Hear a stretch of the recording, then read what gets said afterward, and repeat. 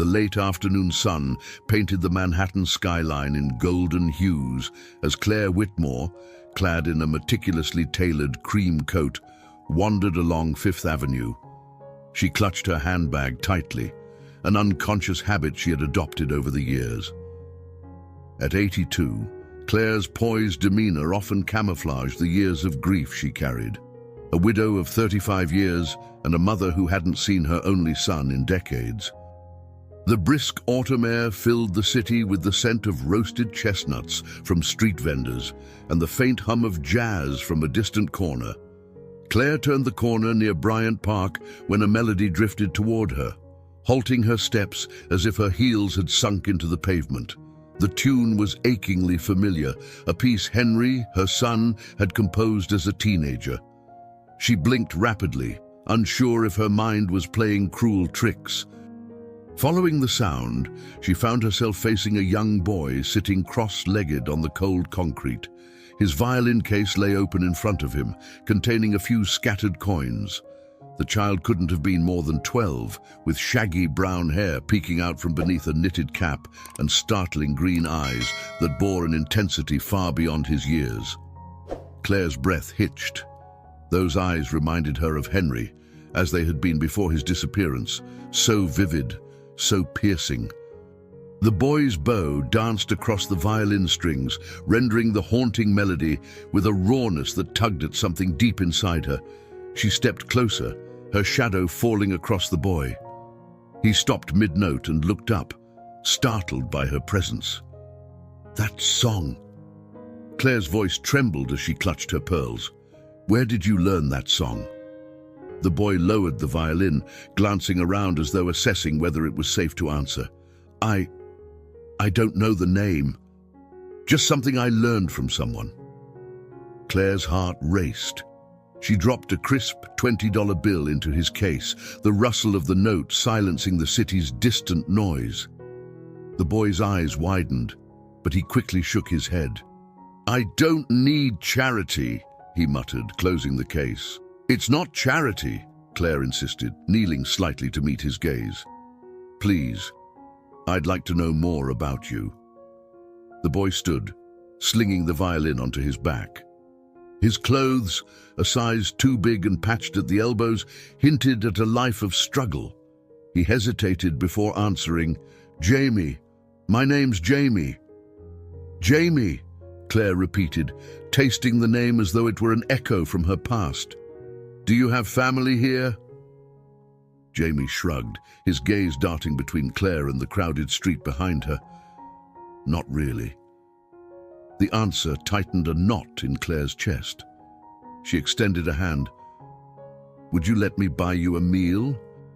Just a meal, Jamie hesitated, his green eyes scanning her face for deceit.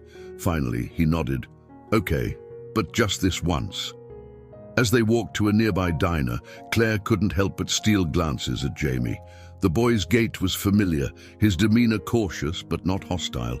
His violin bumped against his back with each step. Her mind raced with possibilities and questions she wasn't ready to voice. Inside the diner, Jamie sat opposite her, clutching the menu with calloused fingers. His nails were dirtied, but his posture spoke of a quiet dignity. What would you like? Claire asked gently.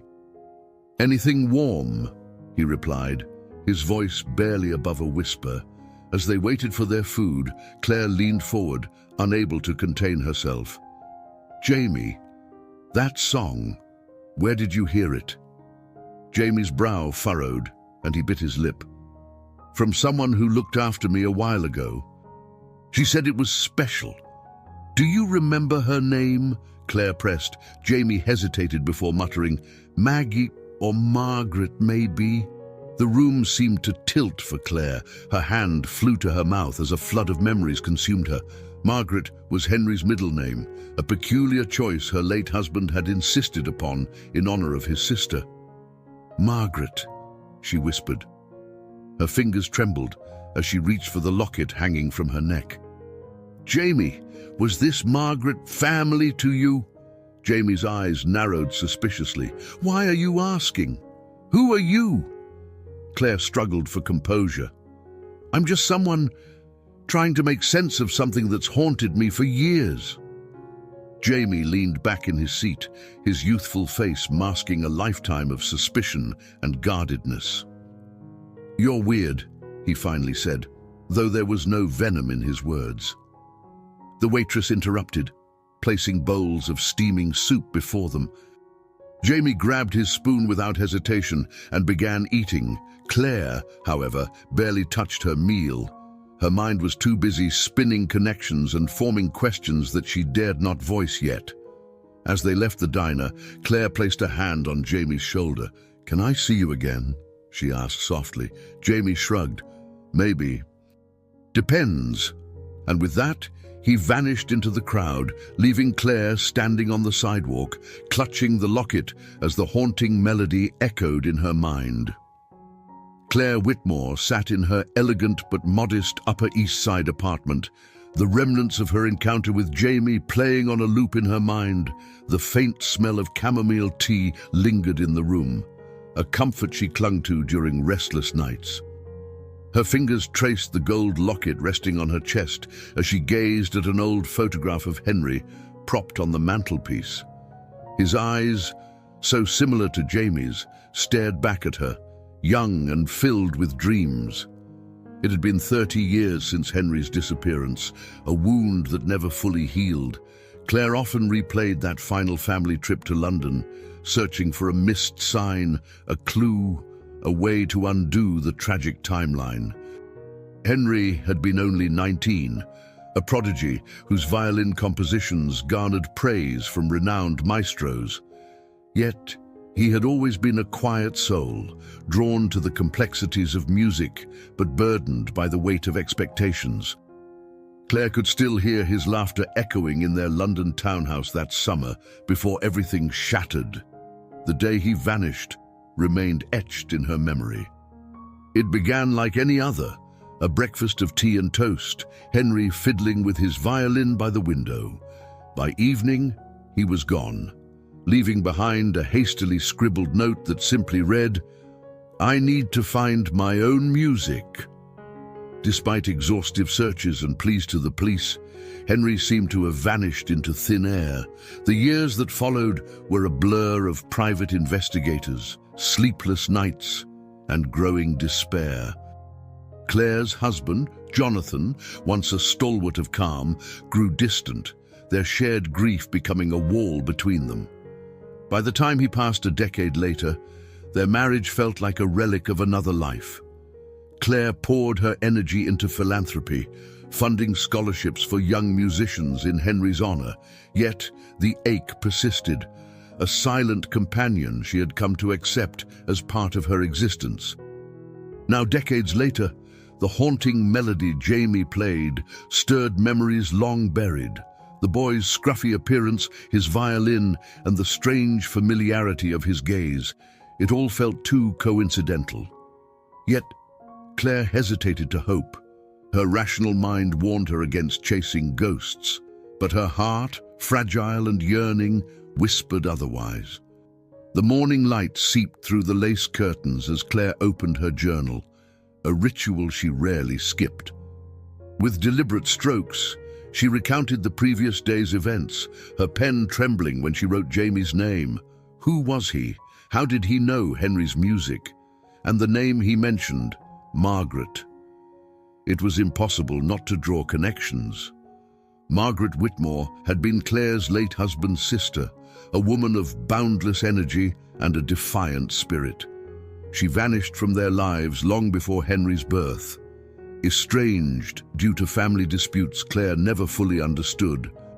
The possibility that Margaret had somehow influenced Jamie's life ignited a new wave of questions. Could she still be alive? Could she have crossed paths with Henry? The thoughts were overwhelming, but Claire refused to let them fester unexamined. Determined, she retrieved a box of mementos from her closet. It had remained unopened for years, containing the last fragments of Henry's life. Inside were photos, sheet music, and a program from his final performance in London. Claire ran her fingers over the pages.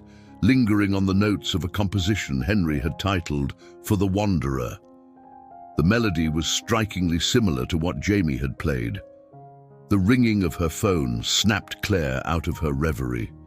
It was her friend Evelyn, a sharp-witted woman who had been a constant presence through the years. "Claire, you missed our morning walk again," Evelyn chided lightly. "What's going on?" Claire hesitated before responding. "I met a boy yesterday, Evelyn. He played Henry's music on a violin." There was a pause on the line. "Henry's music, are you sure?" "I'd recognize it anywhere," Claire said, her voice firm despite the tremor in her hands. She recounted the encounter, sparing no detail. Evelyn listened patiently, her usual skepticism softened by years of witnessing Claire's heartbreak. "What do you plan to do about it?" Evelyn finally asked. "I don't know yet," Claire admitted. "But I feel like I need to see him again," Evelyn sighed. "Just promise me you'll be careful. You've been through enough." "I will," Claire assured her, though a flicker of doubt lingered. She wasn't sure if she was chasing closure or inviting more pain into her life. The hours passed slowly that day. Claire ventured to the spot where she had first seen Jamie, her heart thudding with a mixture of hope and apprehension. But the corner was empty, the haunting melody replaced by the city's usual cacophony of car horns and chatter. She lingered for a while before returning home, her thoughts as restless as the autumn wind. That evening, as Claire sat by the window with her tea, she allowed herself to whisper a thought that had been circling her mind all day. Could he really be connected to Henry? The question hung in the air, unanswered yet persistent. The following day dawned crisp and bright, yet Claire Whitmore's heart felt weighed down with the uncertainty of her discovery. The streets of Manhattan bustled as usual, but the rhythm of the city did little to calm the disquiet within her. She clutched the strap of her handbag tighter, determination mingling with apprehension. She had resolved to find Jamie again, to delve deeper into the mystery of his connection to Henry's music. By late afternoon, she reached the corner near Bryant Park where she had first encountered him. The air was filled with the scent of roasted peanuts and faint strains of a saxophone played by another street performer.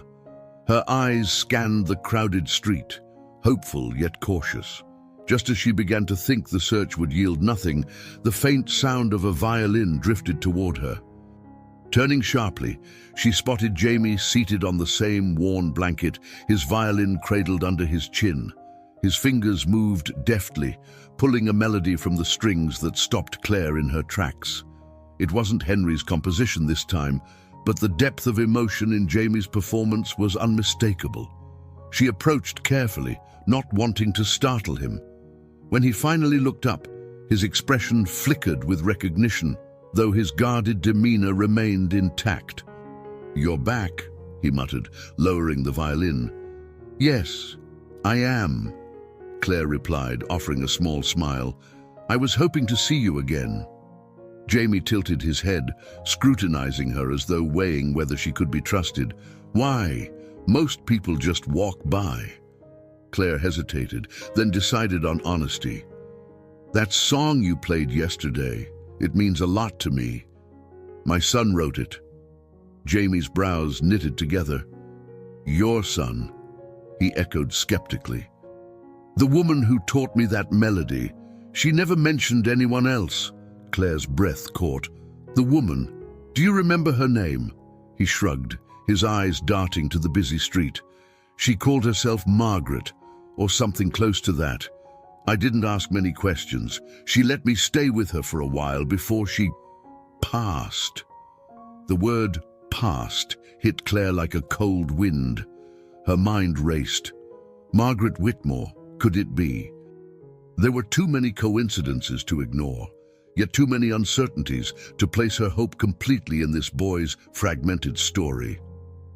"Jamie," Claire began carefully, "would you join me for another meal?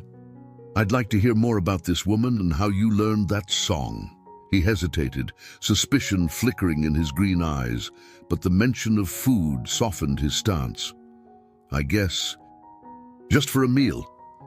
They ended up in a small diner, one of those places with red leather booths and a steady stream of coffee being poured. Claire ordered tea, while Jamie devoured a plate of pancakes with an appetite that spoke of hunger as much as growing boyhood. "So," Claire began, trying to sound conversational, "how long were you with Margaret?" Jamie wiped syrup from his chin with a napkin and shrugged. "A few months, maybe. I don't really keep track of time. She found me sleeping in a bus shelter and told me I could stay if I didn't make trouble." Claire's throat tightened at the image. "Did she talk about her life much?" Jamie frowned, his fork pausing mid-air. "Not really. She mostly just talked about a boy she used to know who never came back." Claire's fingers curled around the edge of her teacup. "What did she say about him?" Jamie seemed to sense her desperation and leaned back slightly, as though retreating from her intensity. "She said he loved music more than anything, that he was lost, but not in the way people think." He hesitated. She never said much else. The knot in Claire's chest tightened. If Margaret had been speaking about Henry, then the idea that he had been lost carried an unbearable weight. "Did she leave anything behind?" Claire asked, her voice barely above a whisper. "Anything personal?" Jamie pulled something from his pocket, a small object wrapped in tissue paper. He hesitated before unwrapping it. "This," he said, placing it on the table. It was a locket, tarnished but still intact. "She told me to keep it safe." Claire's fingers trembled as she reached for it. Inside was a faded photograph of a young man, Henry, unmistakable with his shy smile and untamed curls. The photograph was one Claire had taken herself, weeks before he disappeared. Her vision blurred with tears. "Where did she get this?" she whispered. Jamie shrugged. "Don't know. She didn't talk about herself much." The revelation left Claire reeling. She couldn't understand how the locket had come into Jamie's possession, but it was undeniable proof of a connection between Margaret, Jamie, and Henry. Yet it raised more questions than it answered. How had Henry's life intersected with Margaret's? And what had led him to disappear in the first place? "Thank you for showing me this," Claire said, her voice trembling with sincerity. "It means more than you know." Jamie's wary expression softened slightly.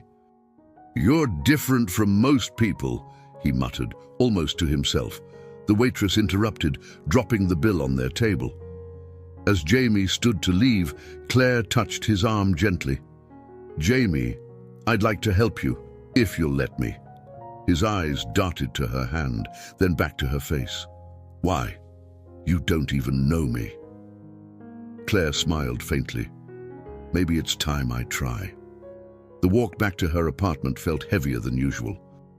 Claire Whitmore's thoughts churned as she clutched the locket Jamie had reluctantly handed over, her fingers tracing the edges of its worn metal. The discovery was monumental, but with it came the weight of questions she couldn't yet answer. The faint hum of traffic and the muted chatter of pedestrians blurred into a distant murmur as she tried to make sense of the past hours. Jamie had disappeared down a side street, a shadow retreating into the city. She had wanted to press him further, to understand more about the mysterious Margaret and her connection to Henry, but she knew better than to push. Trust, she reminded herself, would come slowly. In her apartment, surrounded by framed photographs and the soft glow of an antique lamp, Claire opened the locket again. Henry's young face stared back at her, the same face she had seen on countless missing person posters decades earlier. The faded photo, though comforting in its familiarity, was also a sharp reminder of her failure to find him all those years ago. By the time the evening deepened, Claire resolved to see Jamie again, not to interrogate him, but to nurture the fragile connection they had established. The boy's wary eyes and guarded demeanor spoke of a life hardened by neglect. And though Claire's questions about Henry loomed large, she couldn't ignore Jamie's vulnerability. She decided she would start by simply being there for him. The next day, she ventured out once more, her resolve steady despite the gnawing uncertainty in her chest. The corner near Bryant Park was empty, as were the neighboring streets. Claire's heart sank as she waited, scanning the crowds for any sign of Jamie, just as she began to doubt she'd find him again. The faint strains of a violin reached her ears.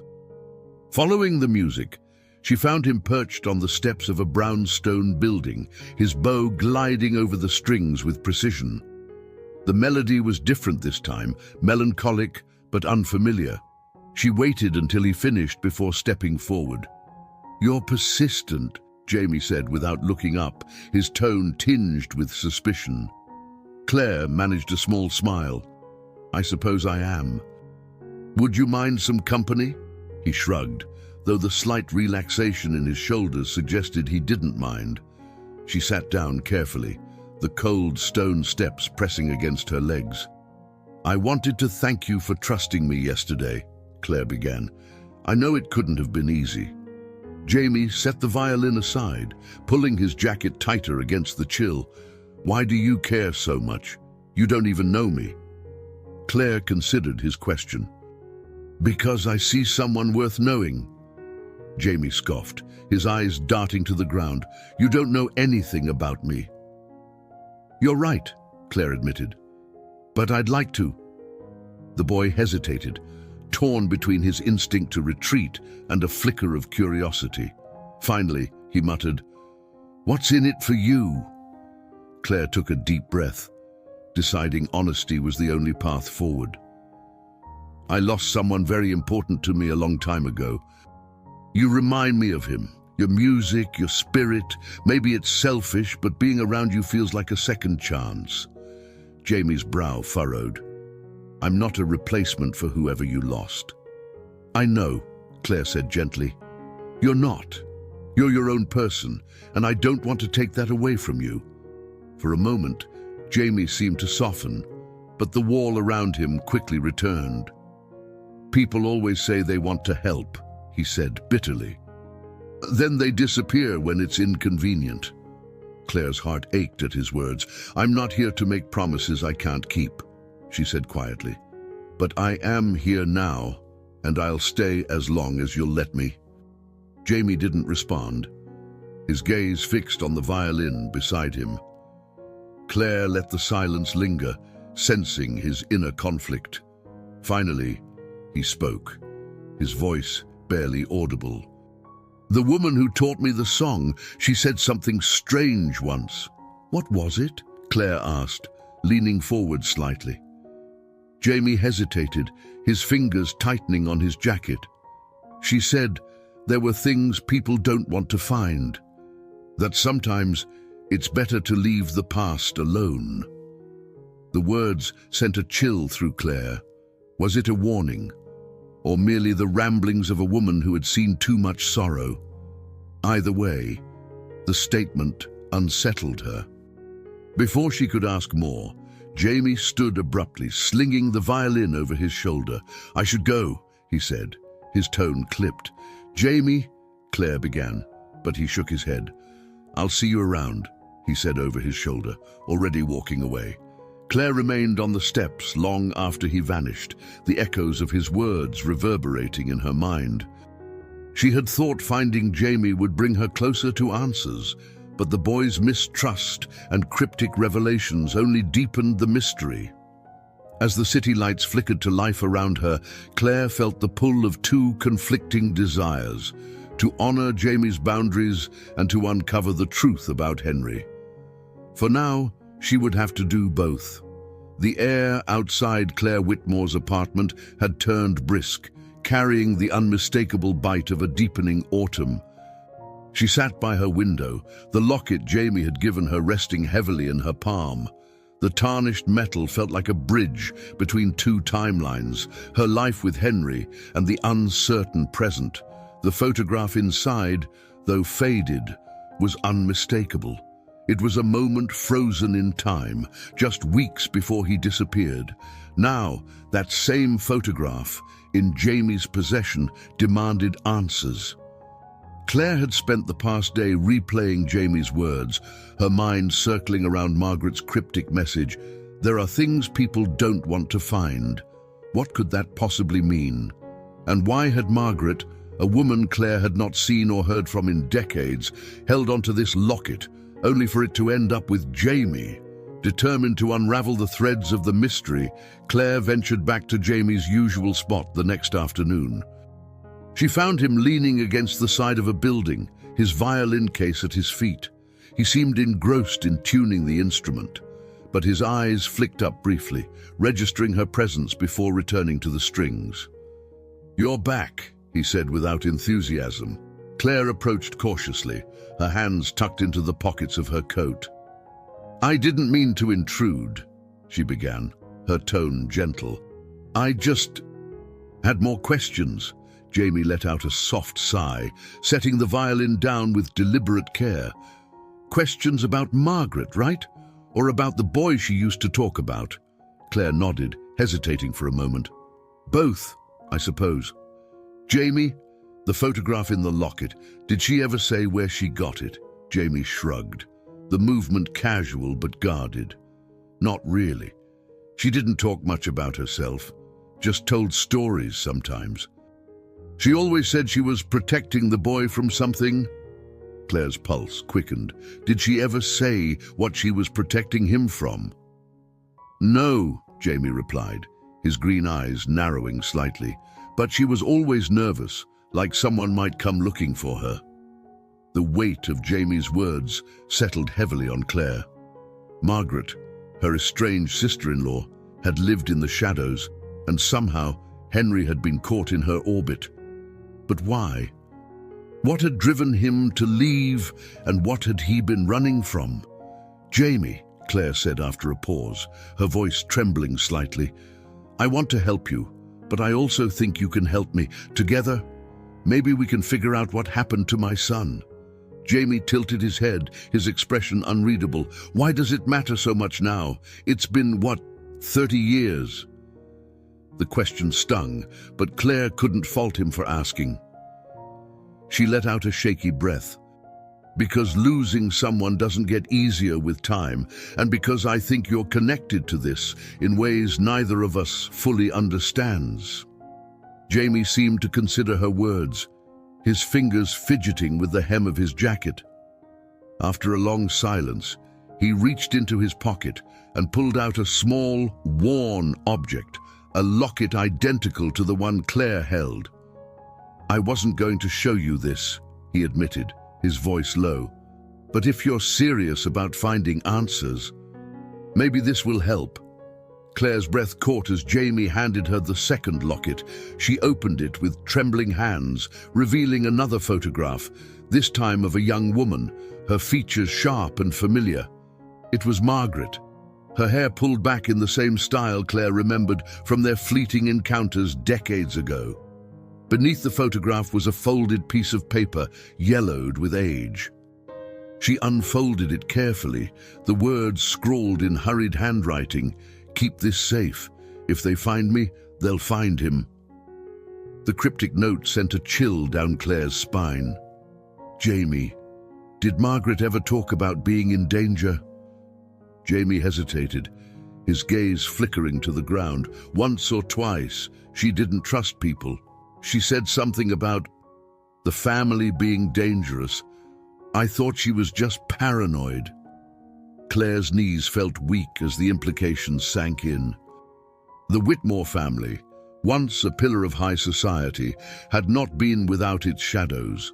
Jonathan's father had been a domineering figure, and the family's wealth came with its fair share of secrets. Could Margaret have been fleeing something, or someone, connected to the family's past? The locket in Claire's hand seemed to grow heavier. "Jamie, I don't know what this means yet, but I believe you were meant to find me. There's something here, something we need to uncover." Jamie looked at her skeptically, his defenses still intact but wavering. "What if we don't like what we find?" Claire met his gaze, her voice steady despite the storm raging inside her. "Then we face it together." For the first time, Jamie's posture softened. He gave a small nod, as if granting her access to the guarded corners of his life. "All right," he said quietly. "But no promises." As they parted ways, Claire's grip on the two lockets tightened. The city around her felt colder, the streets more shadowed, as though the answers she sought were shrouded in the same fog that had obscured Henry's disappearance all those years ago. She knew, however, that the journey had only just begun. The morning sunlight filtered softly through Claire Whitmore's lace curtains as she stared at the two lockets on her dining table. The room, usually a haven of warmth with its antique furnishings and faded floral wallpaper, felt unusually heavy. Each locket held a piece of a puzzle that Claire was determined to solve, and Jamie, with his guarded eyes and reluctant trust, was now as much a part of this journey as she was.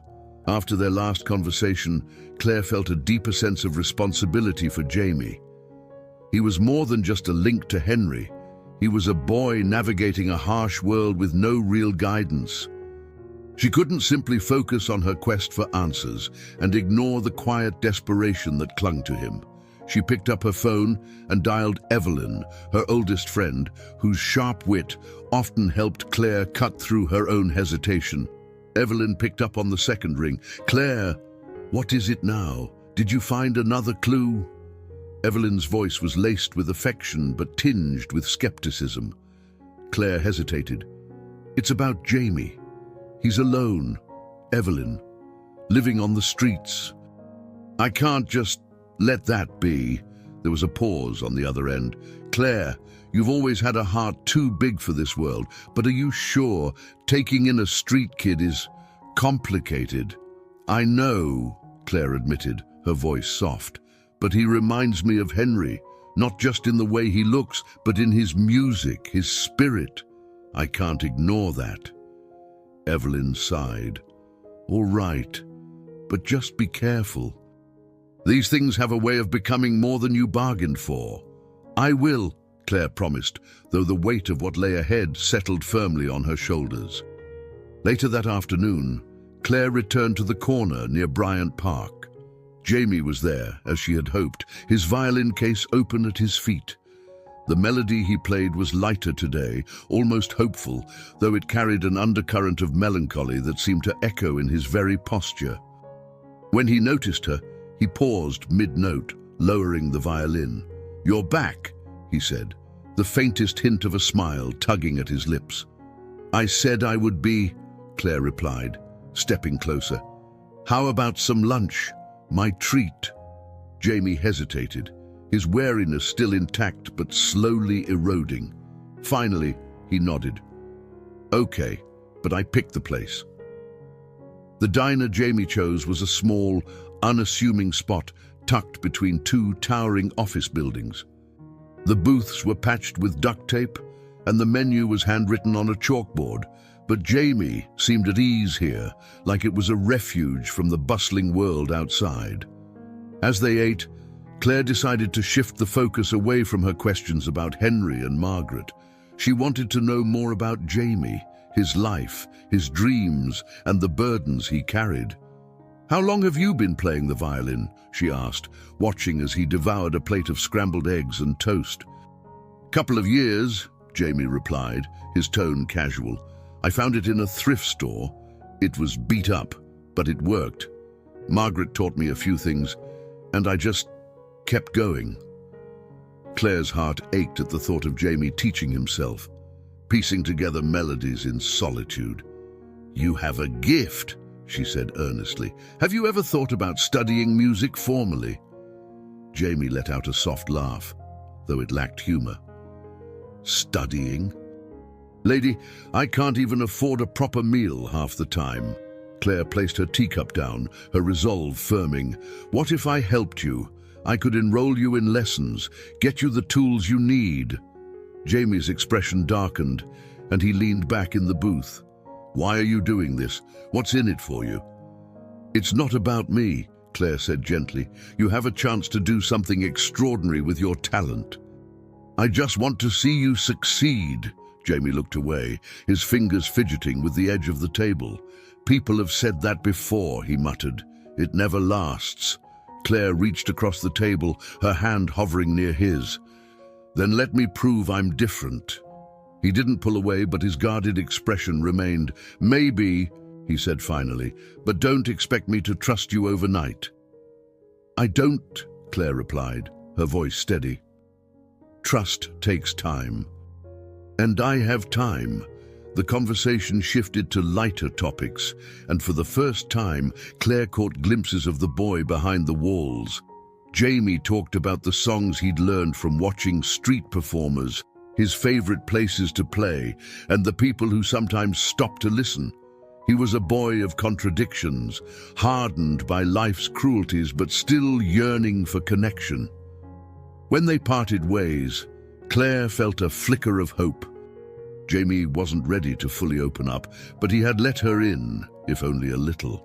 As she walked home, her mind turned over the pieces of the puzzle she now held. Margaret's cryptic warnings, the photograph of Henry, and Jamie's uncanny connection to them all.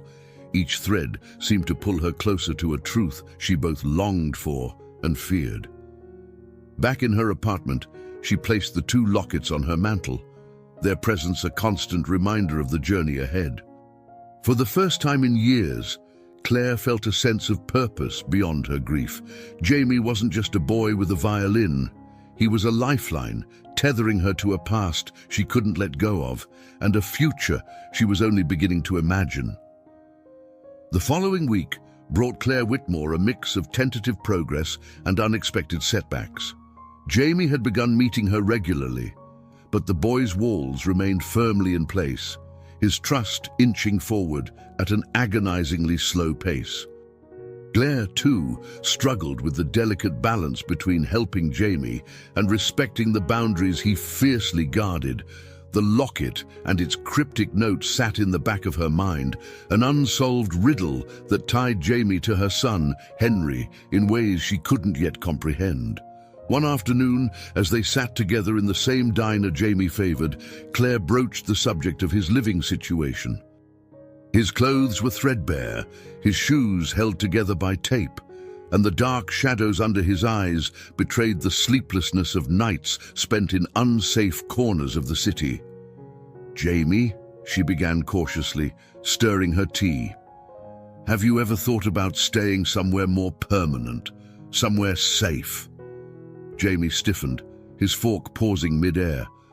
I'm fine where I am. Are you? Claire pressed gently. You deserve better than this.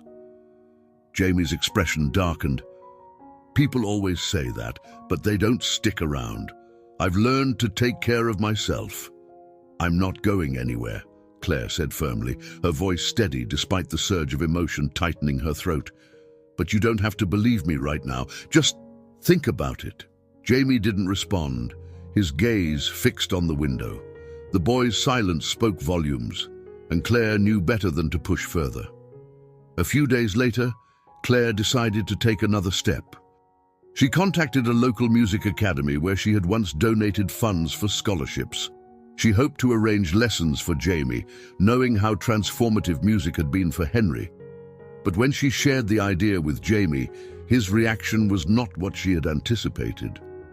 You want me to go to some fancy school? Jamie scoffed, his tone laced with incredulity. Why? So I can pretend I belong with people like you? Claire blinked, startled by the bitterness in his voice. Jamie, it's not about belonging, it's about giving you the tools to grow your talent. Jamie stood abruptly, his chair scraping against the tiled floor. I don't need your charity. It's not charity, Claire insisted, keeping her voice calm despite the tension crackling between them. It's an opportunity. For what? To end up like your son. Jamie's words were sharp, but the instant they left his mouth, his expression crumbled. I didn't mean... Claire raised a hand, stopping him. Her heart ached at the unintended blow, but she saw the fear behind his anger, the vulnerability he desperately tried to hide. "It's all right," she said softly. "I know this isn't easy for you." Jamie hesitated, his fists clenched at his sides. Finally, he muttered, "I just don't want to be something you fix." "You're not something to fix," Claire said gently. "You're someone to care for." Jamie didn't respond. Instead, he turned and walked out of the diner, leaving Claire sitting alone at the table. Her eyes welled with tears, but she blinked them away, refusing to let despair take hold. She would give Jamie space, but she wouldn't give up. The next morning, a letter arrived in Claire's mailbox. At first, she thought it was a bill or a piece of junk mail, but the return address made her pause. It was from the DNA testing lab she had contacted weeks ago, shortly after meeting Jamie. Her heart raced as she opened the envelope, the crisp paper trembling in her hands. The results were inconclusive. Claire read the report twice, her chest tightening with every line. While there were markers suggesting a potential familial connection, the data was insufficient to confirm anything definitively. She sank into her armchair, the weight of disappointment pressing down on her. For hours she sat there, the letter crumpled in her lap. The DNA test had been her glimmer of hope, a way to make sense of the tangled threads connecting her to Jamie. Now, she was left with more uncertainty than ever. Later that evening, as she walked through the park where Jamie sometimes played, she found herself scanning the crowd for him. Her footsteps slowed when she saw him sitting on a bench, his violin case closed beside him. His shoulders were hunched, his head bowed, and for the first time, he looked small. Not the streetwise boy who held the world at arm's length, but a child burdened by a life far heavier than he should have to bear. Claire approached slowly, sitting down beside him without a word. For a while, neither of them spoke, the silence stretching between them like a fragile bridge. "I'm sorry," Jamie said finally, his voice barely above a whisper, "for what I said before." Claire placed a hand over his, her touch light but steady. "It's all right. I know you didn't mean it." Jamie glanced at her, his green eyes shimmering with unspoken emotions. "I just don't know how to trust people." "You don't have to figure it out all at once," Claire said. "We'll take it one step at a time." Jamie nodded, the faintest hint of a smile crossing his face. It was a small moment, but for Claire, it was enough. She knew the road ahead would be fraught with challenges, but she was willing to walk it, with Jamie by her side. The following week unfolded with a surprising mix of progress and frustration. Claire Whitmore found herself oscillating between hope and doubt as she pieced together the fragments of Jamie's past and her own painful memories of Henry. The inconclusive DNA results sat in a folder on her desk, a reminder of how little certainty she truly had. Yet she couldn't shake the feeling that she was on the cusp of uncovering something significant. Claire realized she needed help, someone who could look into Jamie's background, Margaret's life, and the connections that bound them all together. She picked up the phone and dialed the number of her old friend, Thomas Ridley, a retired private investigator who had worked on Henry's case decades ago. His gruff voice answered on the second ring. "Claire," he said warmly, though there was an undercurrent of concern in his tone. "It's been years. To what do I owe the pleasure?" Claire hesitated for a moment. "Thomas, I need your expertise again." "It's about Henry." The line went silent before Thomas spoke again, his voice measured. "You think there's something new after all this time?" "I do," Claire said, her conviction strengthening. "But it's not just about Henry. There's a boy, Jamie. I think he might be connected to everything." Thomas listened as Claire explained the events of the past few weeks, from meeting Jamie to discovering the two lockets and the cryptic note. By the time she finished, Her heart was pounding, but Thomas's calm response steadied her. "I'll help you," he said firmly. "Send me everything you have, the photographs, the note, anything else, and I'll start digging." Relief washed over Claire as she hung up. Thomas had been a relentless investigator when Henry disappeared. And though his efforts hadn't led to answers then, Claire trusted his instincts. She compiled the documents and mailed them that afternoon, her hope rekindled by the prospect of a fresh perspective. Meanwhile, her bond with Jamie continued to evolve. They met regularly, and though he remained guarded, his defenses seemed to soften with each passing day. Claire brought him small comforts, a warm coat, a sturdy pair of shoes, but she knew material gifts weren't enough. She focused on listening, on being present, and slowly, Jamie began sharing snippets of his life. "I stayed with Margaret for a few months," he said one evening as they walked through the park. "She was kind, but she always seemed scared, like she was waiting for something bad to happen." Claire's brow furrowed. "Did she ever say why she was afraid?" Jamie shook his head. "Not really. She just said people couldn't be trusted." The words resonated deeply with Claire. Margaret's fear, Henry's disappearance, and Jamie's distrust all seemed to point to a shadowy force she couldn't yet name. A few days later, Thomas called with his first update. "Claire, I've found something," he said, his voice tinged with urgency. "Margaret Whitmore didn't just vanish from your family's life. She was listed in records under an alias after she left New York. It seems she was involved in several foster care cases over the years." Claire's grip tightened on the phone. "What does that mean?" "I'm not sure yet," Thomas admitted, "but one of the names in the records matches a shelter Jamie stayed at years ago. It's not a coincidence." The revelation sent Claire's mind racing. Margaret's presence in Jamie's life seemed more deliberate than she had imagined. "Keep looking, Thomas," she urged. "There has to be more." The next day, Claire shared the news with Jamie, carefully gauging his reaction. He listened intently, his expression inscrutable, but Claire noticed a flicker of something in his eyes. Curiosity, perhaps, or a glimmer of hope. "So, she was trying to help kids like me," Jamie said quietly. "But why?" "I don't know yet," Claire admitted, "but we'll figure it out." Their conversation was interrupted by a knock at Claire's door.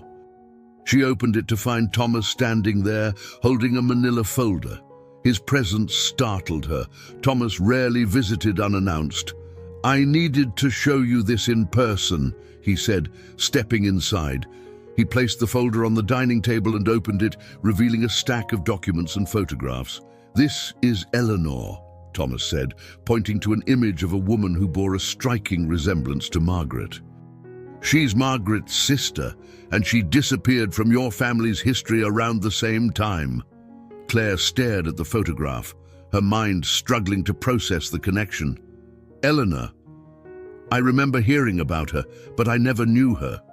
"My husband never talked about her," Thomas nodded. "She had a falling out with your husband's father. From what I've gathered, she was involved in something your family didn't approve of."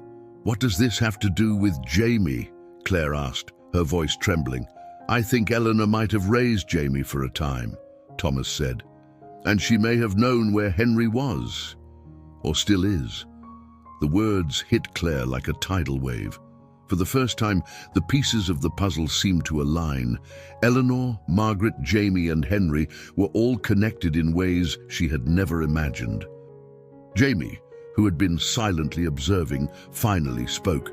"So this Eleanor, she might know who I am." "She might," Thomas said, "but finding her won't be easy.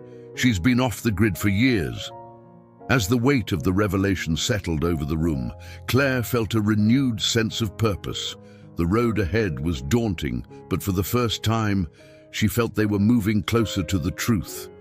The days following Thomas's revelations felt like a whirlwind, and yet for Jamie, it was as if time had slowed to an unbearable crawl.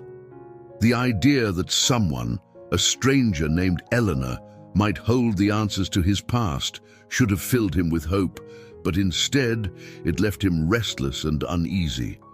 He didn't trust the sudden flood of attention. After years of being overlooked and dismissed, this newfound interest in his life felt almost too much to bear. Claire, meanwhile, tried to tread lightly, aware that Jamie's patience was wearing thin. She had seen the tension in his shoulders during Thomas's explanation, the way he avoided eye contact and fiddled with the zipper on his jacket. She suspected he felt as though his life was being examined under a microscope, and she worried he might retreat entirely if pushed too hard. "Jamie," she said one afternoon as they walked through Central Park, the crisp autumn leaves crunching underfoot. "I know this is a lot to take in."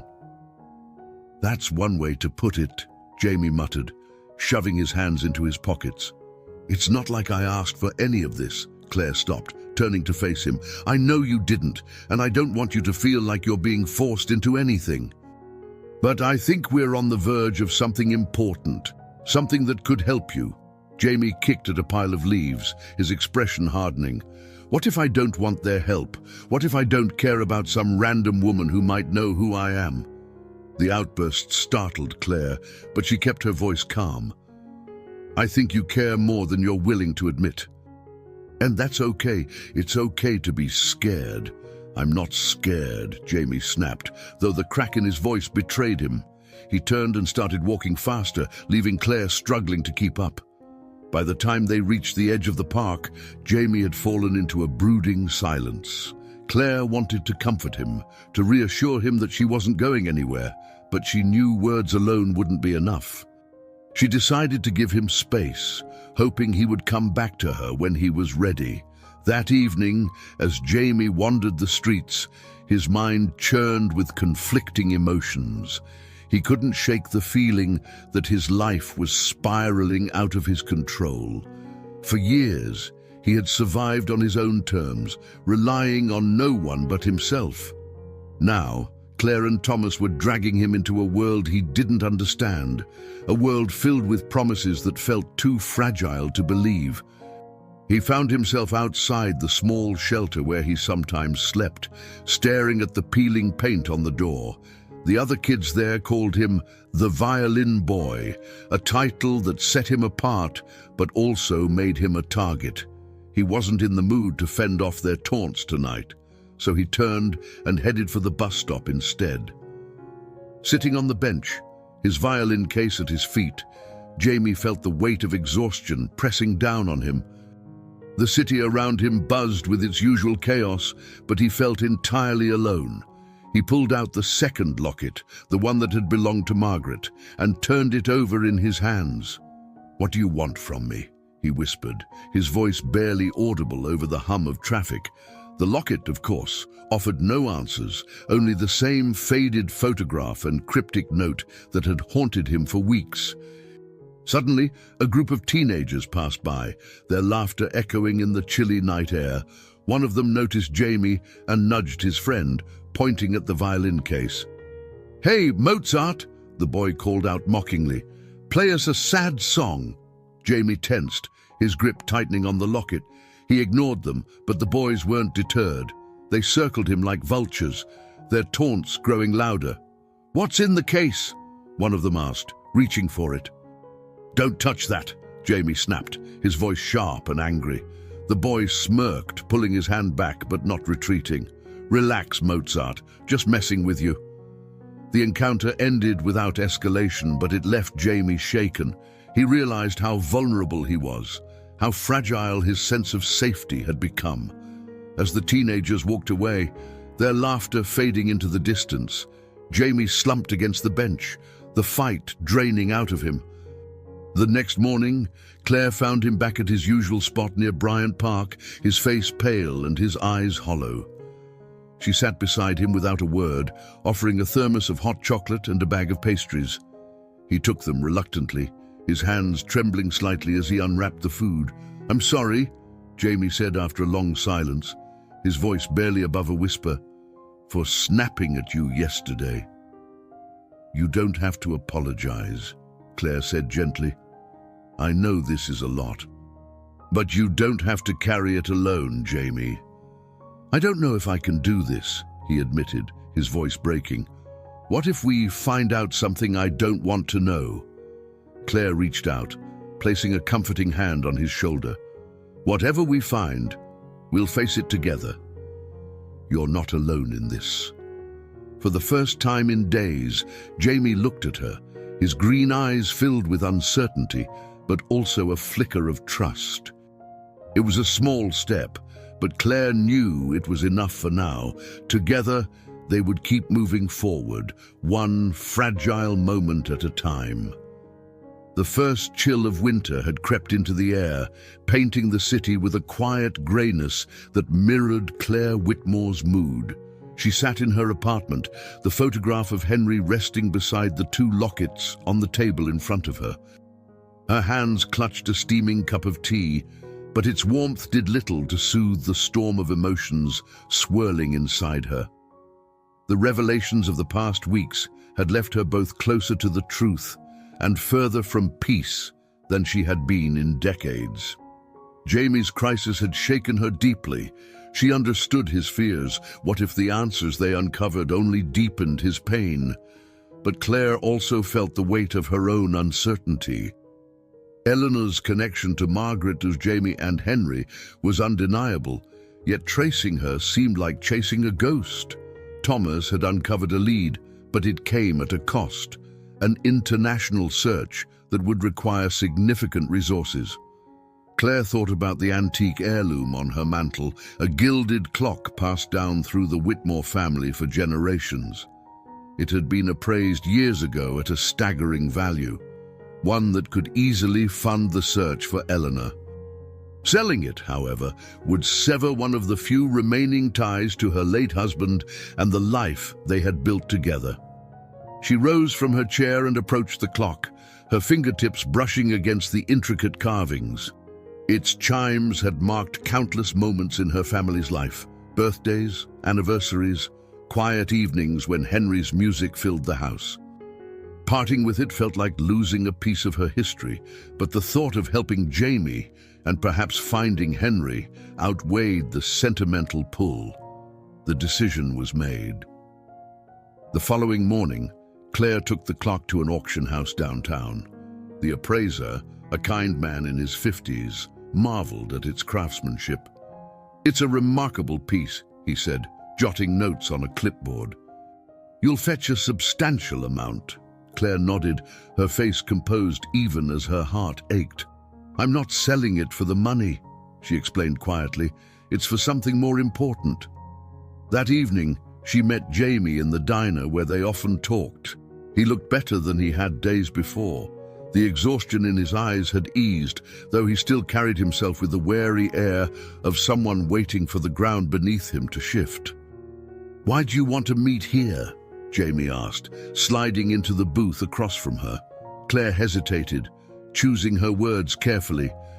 "I've made arrangements to start a search for Eleanor." Jamie's eyes widened slightly, but his expression remained guarded. "How?" "I sold something valuable to me," she said simply.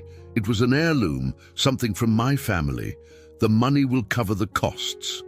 Jamie frowned, his gaze dropping to the table. "You didn't have to do that. I didn't ask you to." "I know," Claire replied, her voice steady. "But this isn't just about you, Jamie. It's about finding the truth for both of us." Jamie shifted uncomfortably, clearly grappling with her words. "What if it doesn't work? What if we don't find her, or she doesn't want to be found?" Claire reached across the table, her hand resting lightly on his. "Then at least we'll know we tried. And no matter what we find, you won't be alone." For a moment, Jamie didn't speak. Then he looked up, his green eyes meeting hers. "I don't get it," he said softly. "Why do you care so much?" Claire's heart ached at the question, but she answered honestly, "Because I see myself in you, and I see Henry. You remind me of the person I've spent 30 years searching for." Jamie swallowed hard, his tough exterior cracking just slightly. "I'm not him," he murmured. "No," Claire agreed, her voice filled with warmth. "You're not, but that doesn't make you any less important to me." Their conversation shifted to lighter topics as the evening wore on, but the weight of their shared journey lingered. Jamie's walls hadn't fallen completely, but Claire felt a glimmer of hope. For the first time, he seemed to accept that she wasn't going to abandon him. The following week, Thomas called with news. "Claire, I've located Eleanor, or at least someone who knows where she might be. It's an old contact of hers in England." Claire's breath caught. "England?" "Yes," Thomas confirmed. "It's not definitive, but it's the strongest lead we've had." The news brought a mix of excitement and trepidation. Claire relayed the update to Jamie, who listened intently but remained cautious. "So what now?" he asked. "We go," Claire said firmly. "If you're ready." Jamie hesitated before nodding. "All right," he said, "but only if you promise not to sell anything else for me." Claire smiled, a warmth spreading through her chest. "Deal." As she walked home that evening, Claire allowed herself a moment of reflection. The path ahead was uncertain, and the sacrifices she had made weighed heavily on her. But for the first time in years, she felt like she was moving towards something real, something that could heal not just her own wounds, but Jamie's as well. The heirloom was gone, but in its place, she had found a sense of purpose, far more valuable. The morning of their departure to England arrived with an eerie stillness. Claire Whitmore, ever meticulous, had packed her suitcase the night before. She double-checked her documents and the envelope of photographs, letters and notes Thomas had compiled. Each item represented a thread of her fractured history, one that seemed to entwine with Jamie's in ways neither of them fully understood. Jamie stood by the taxi outside her apartment, his violin case slung over his shoulder and a weathered backpack hanging from one arm. His expression was unreadable, though Claire could sense his unease. She offered him a reassuring smile as she climbed into the car, but he merely nodded, his gaze fixed on the city disappearing behind them. The flight to London was long and quiet. Claire tried to distract herself with a book, but her thoughts kept drifting to the journey ahead. Jamie, seated beside her, alternated between staring out the window and dozing fitfully. When they landed, the grey skies above Heathrow seemed to reflect the uncertainty that weighed on them both. Thomas had arranged for them to meet an old contact of Eleanor's, a woman named Vivienne, who had been a social worker during the years Eleanor lived in England. As their cab wound through the narrow streets of Camden, Claire felt her pulse quicken. Each turn brought them closer to a past she wasn't sure she was ready to confront. Vivienne's flat was small but tidy, tucked into a row of modest homes. The woman who greeted them at the door was in her 70s, with kind eyes and a firm handshake. She ushered them into her living room, offering tea and biscuits as though they were old friends rather than strangers on a mission. "You're here about Eleanor," Vivienne said once they were seated. Her voice carried the clipped cadence of someone accustomed to delivering hard truths. "I haven't seen her in years, but I can tell you what I remember." Claire leaned forward, clutching her teacup. "Anything you can tell us would be helpful." Vivienne nodded, her gaze turning inward as she sifted through her memories. "Eleanor was a complicated woman," she began, "fiercely protective of the children she cared for, but always looking over her shoulder. She never said much about her past, but it was clear she was running from something, or someone. Jamie, who had been sitting quietly beside Claire, finally spoke. Did she ever talk about a boy? Someone she was hiding?" Vivienne's eyes flickered with recognition. "Yes," she said slowly. "She mentioned a boy once.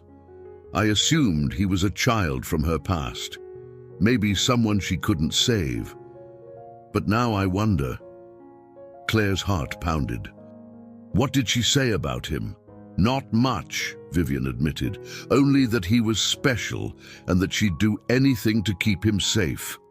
The words hung in the air, heavy with implication. Claire's mind raced. Was the boy Henry? And if so, had Eleanor been protecting him or keeping him hidden? Vivian rose and disappeared into another room, returning moments later with a small wooden box. She placed it on the table, her hands trembling slightly as she opened it. Inside were a stack of letters, their edges yellowed with age. "These are from Eleanor," Vivian explained. "She sent them to me sporadically after she left London. I haven't read them in years, but maybe they'll help." Claire's hands shook as she reached for the letters, her eyes scanning the faded handwriting. One in particular caught her attention. Dated nearly 20 years ago, it read, "Vivienne, I'm safe for now, but the past has a way of catching up to you. The boy is my priority, as he always has been. If you hear anything at all, about someone looking for me, let me know. I can't let them find him."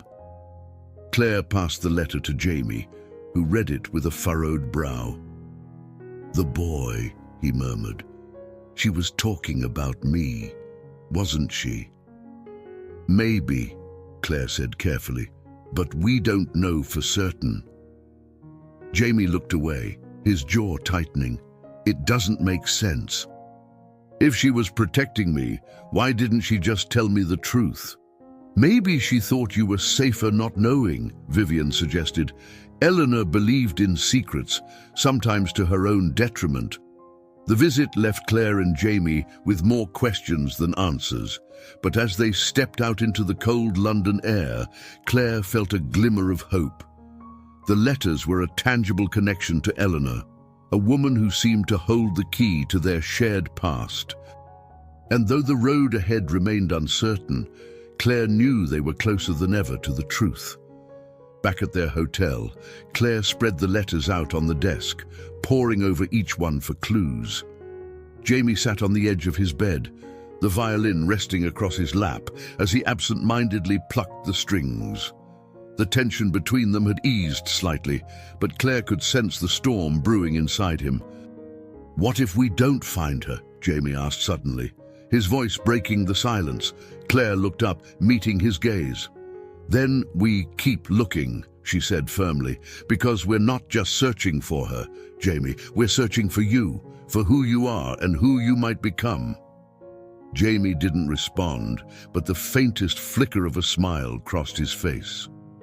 It was a small moment, but in the midst of their journey, it felt like a victory. The following morning, the streets of London awoke beneath a canopy of mist, as if the city itself was reluctant to reveal its secrets.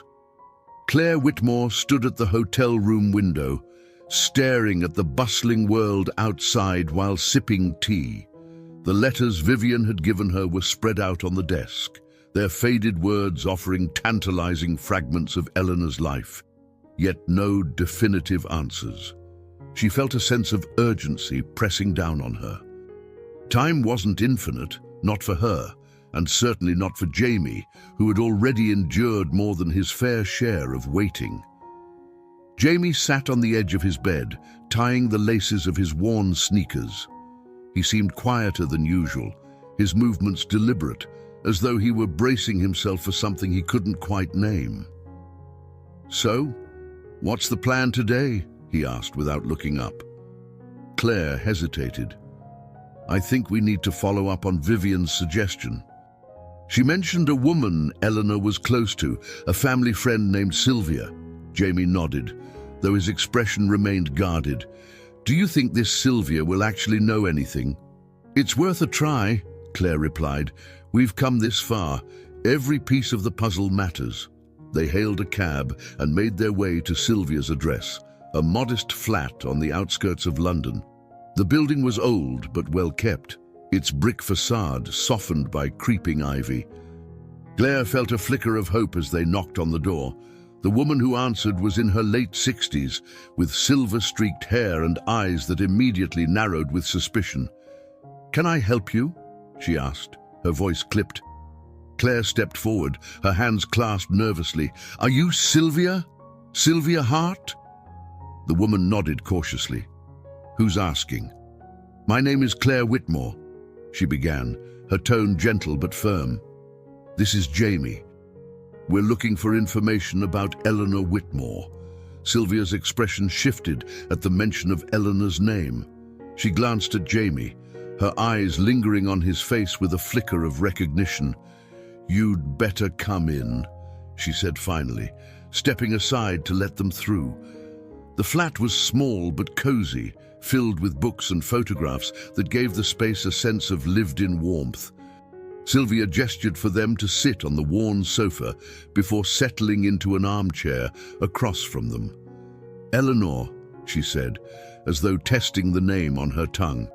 "I haven't heard anyone speak of her in years. What do you want with her?" "She's important to both of us," Claire said, choosing her words carefully. "We believe she might hold the key to understanding Jamie's past and my son's disappearance."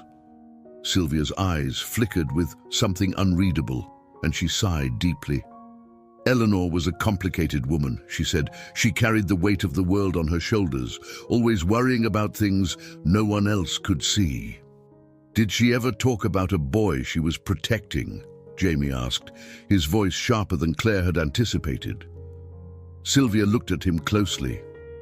"She didn't need to talk about him. It was clear she would do anything for that boy. Her whole life revolved around keeping him safe." "Do you know why?" Claire pressed. "What was she so afraid of?" Sylvia hesitated, then rose and crossed the room to retrieve a small tin box from a bookshelf. She opened it and pulled out a photograph, handing it to Claire. The picture showed a much younger Eleanor, standing beside a man Claire recognized instantly, Jonathan Whitmore, her late husband. "This was taken before she disappeared," Sylvia explained. "Jonathan came to see her, demanding something. I don't know what it was, but it terrified her." Claire's heart sank as she stared at the photo. Jonathan's face, so familiar, yet distant, carried a sternness she hadn't noticed before. "I never knew they met after she left New York," she murmured. "They did," Sylvia confirmed, "and whatever happened during that meeting changed everything. She told me she had to disappear for the boy's sake." Jamie's hands clenched into fists on his lap. "If she was so worried about protecting me, why didn't she just tell me the truth?" "Eleanor believed that the less you knew, the safer you'd be," Sylvia said gently. "She wasn't perfect, but she loved you fiercely. She just didn't know how to show it." The room fell into a heavy silence as Claire and Jamie absorbed the weight of Sylvia's words. Claire's mind raced with questions about Jonathan's role in Eleanor's disappearance and what it might mean for Henry's fate. She felt a pang of guilt for not seeing the shadows in her husband's life, the secrets he had kept from her even in their closest moments. Sylvia reached out and placed a hand on Jamie's shoulder. "For what it's worth," she said softly, "Eleanor never stopped believing in you. She thought you were destined for something great." Jamie's eyes glistened, though he quickly looked away. "That doesn't make any of this easier."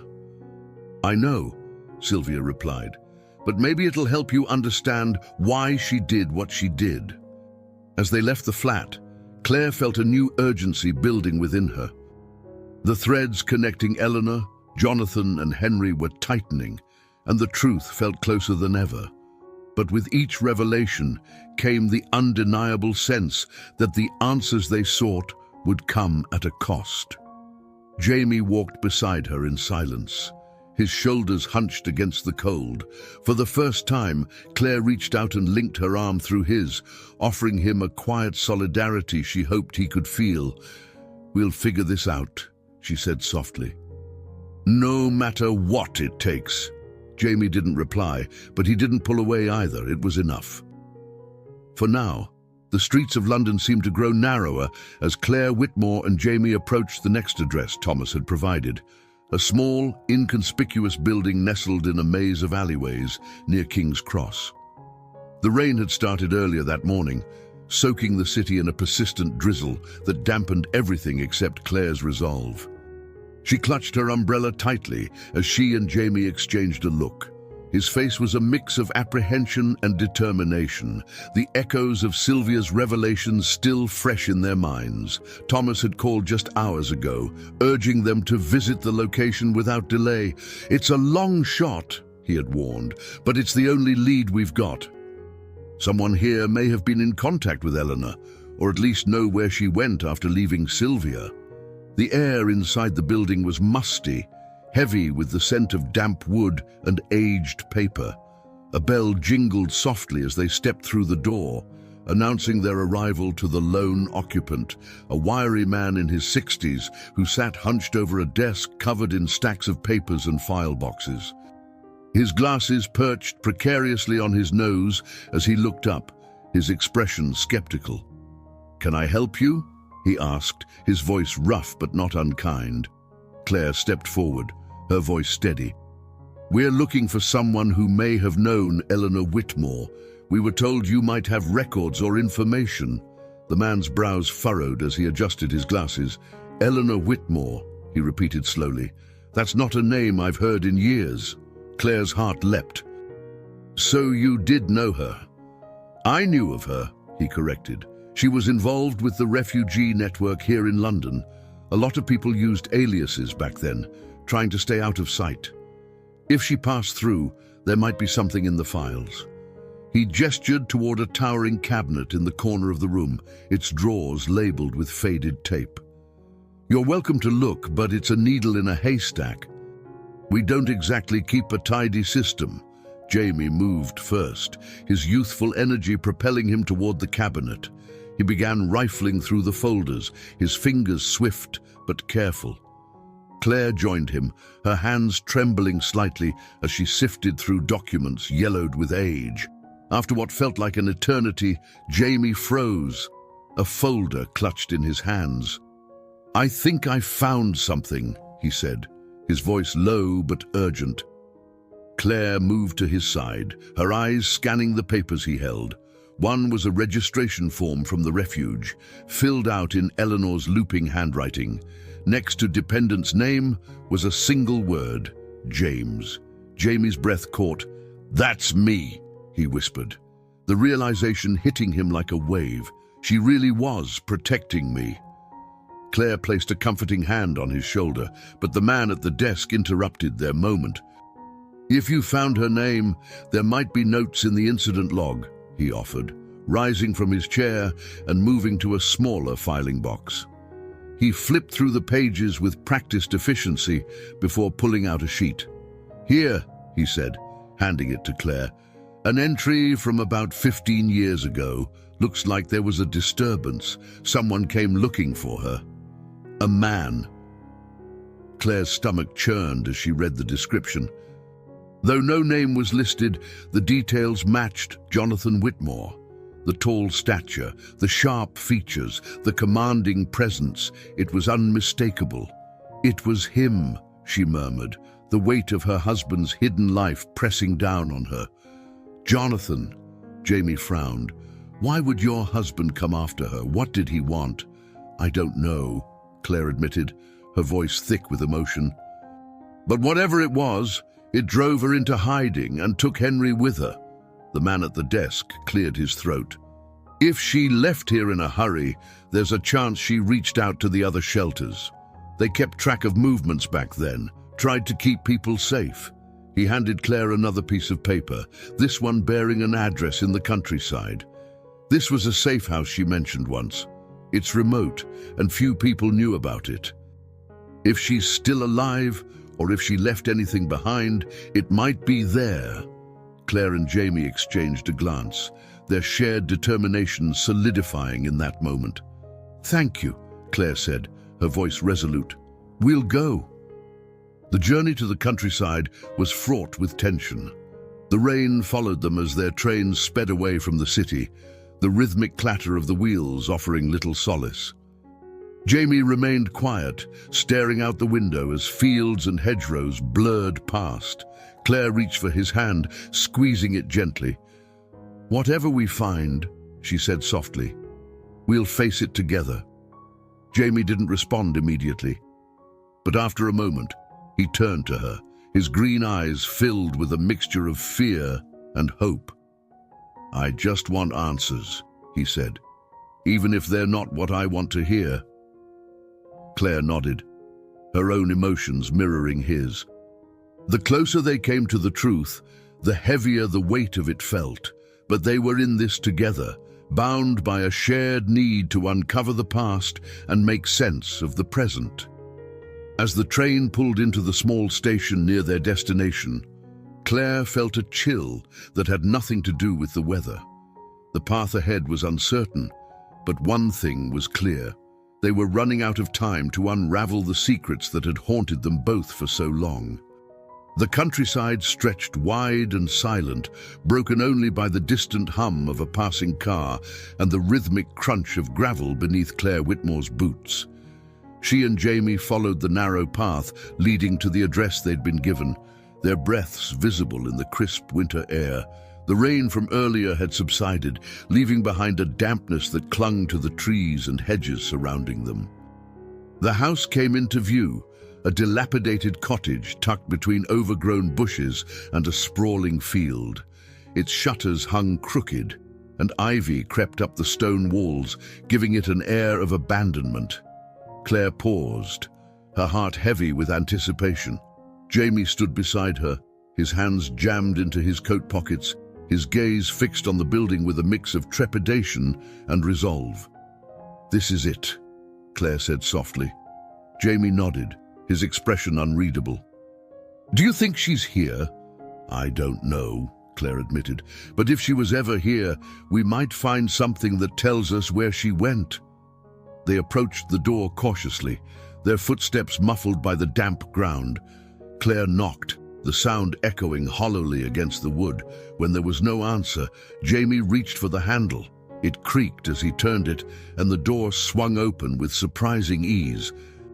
Inside, the air was thick with dust and the faint scent of mildew. The furniture was sparse, a small table, a few mismatched chairs, and a sagging sofa covered with a threadbare blanket. A stack of yellowed newspapers sat on the floor, and a single photograph hung on the wall, its edges curling. Claire stepped into the room, her eyes scanning every detail. The photograph drew her attention. She moved closer, her breath catching when she recognized the faces. It was Eleanor, standing beside a man whose features were strikingly familiar. She reached out, her fingers brushing the frame as the realization hit her. "Jamie," she whispered, her voice trembling. "Look!" Jamie joined her, his eyes narrowing as he studied the image. "That's her and him." Claire nodded, her mind racing. The man in the photo was unmistakably Jonathan Whitmore, her late husband. But his presence alongside Eleanor raised questions she wasn't prepared to answer. What had brought him here, and why had he sought Eleanor out? Before she could dwell on the implications, a noise from the back of the house startled them. Jamie spun around, his posture tense. "Someone's here," he said, his voice low. They moved cautiously toward the sound, Claire's heart pounding in her chest. The creak of a floorboard led them to a small room at the rear of the cottage. Inside, a figure stood by a wooden chest, their back turned. The person froze at the sound of their approach, then turned slowly to face them. It was Thomas. "Thomas!" Claire gasped, disbelief coloring her tone. "What are you doing here?" Thomas's face was a mix of surprise and something Claire couldn't quite place. Guilt, perhaps. "Claire," he said, his voice steady but strained. "I didn't expect you to arrive so soon." Jamie stepped forward, his jaw tight. "What's going on? Why are you here?" Thomas hesitated, his gaze shifting between them. "I've been tracking Eleanor for years, even after you stopped asking me to. When I found out about this place, I thought I might uncover something valuable." "Valuable?" Jamie echoed, his tone sharp. "You mean for us, or for you?" Claire's stomach churned as Thomas's expression faltered. The man she had trusted for decades, the one who had promised to help her find answers, now stood before her like a stranger. "I've been working on this case for a long time," Thomas said, his voice defensive. "Longer than either of you realize. Eleanor's disappearance wasn't just about protecting the boy, it was about protecting something bigger. Your family, Claire. They had secrets, and Eleanor was right in the middle of it." Claire's breath caught. "What are you talking about?" Thomas gestured to the chest. "This isn't just about Jamie or Henry. Your husband, Jonathan, had connections, dangerous ones. Eleanor knew things she wasn't supposed to, and she took those secrets with her when she left." "I'm trying to piece it all together." Jamie's fists clenched at his sides. "So what? You've been using us." "I was trying to protect you," Thomas snapped. "Both of you. But there are people who don't want this truth to come out. If we're not careful, we could all be in danger." Claire's head swam with confusion and anger. "You should have told me," she said, her voice trembling. "After everything we've been through, you owed me the truth." Thomas looked away, his silence an admission of guilt. Jamie turned to Claire, his eyes blazing. This was a mistake. Trusting him was a mistake. "Jamie," Claire began, but he shook his head, his frustration boiling over. "I'm done," he said, his voice rising. "Every time we get close to answers, someone lies or hides something. I can't do this anymore." Before Claire could stop him, Jamie stormed out of the house, the sound of the door slamming reverberating through the empty space. Claire turned back to Thomas, her emotions a tangle of betrayal and desperation. "This isn't over," she said, her voice steady despite the tears threatening to fall. "But if you're hiding anything else, Thomas, you'd better tell me now." Thomas met her gaze, his expression grim. "You need to find Eleanor, Claire. She's the only one who can make sense of all this." With those words, the fragile trust between them shattered, leaving Claire to face the unraveling truth alone. Claire Whitmore stood alone in the cold, the weight of betrayal and Jamie's departure pressing heavily on her chest. The countryside around the cottage stretched endlessly, the stillness amplifying the whirlwind of emotions within her. She had always trusted Thomas, but his actions in the house had left her questioning everything. The photograph of Eleanor and Jonathan was tucked safely in her coat pocket, but it burned there, a reminder of the secrets her family had kept and the walls they had built around their lives. She couldn't lose Jamie. Not now, when they were so close to the truth. Claire made her way back to the small inn where they had been staying. She wasn't surprised to find Jamie's room empty, his few belongings gone. She sank onto the edge of the bed, her hand trembling as she reached for her phone. After a deep breath, she called Thomas. "We need to talk," she said the moment he picked up. "I figured you'd call," he replied, his tone subdued. Claire's voice was steely. "No more half-truths, Thomas. If you want to help, tell me everything, now."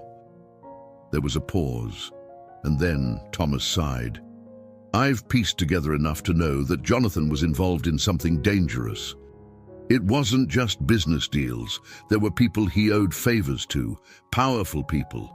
Eleanor knew something that threatened them, and she used it to protect herself and the boy." "And Henry?" Claire asked, her voice breaking slightly. "Was he part of this?" "I don't know," Thomas admitted.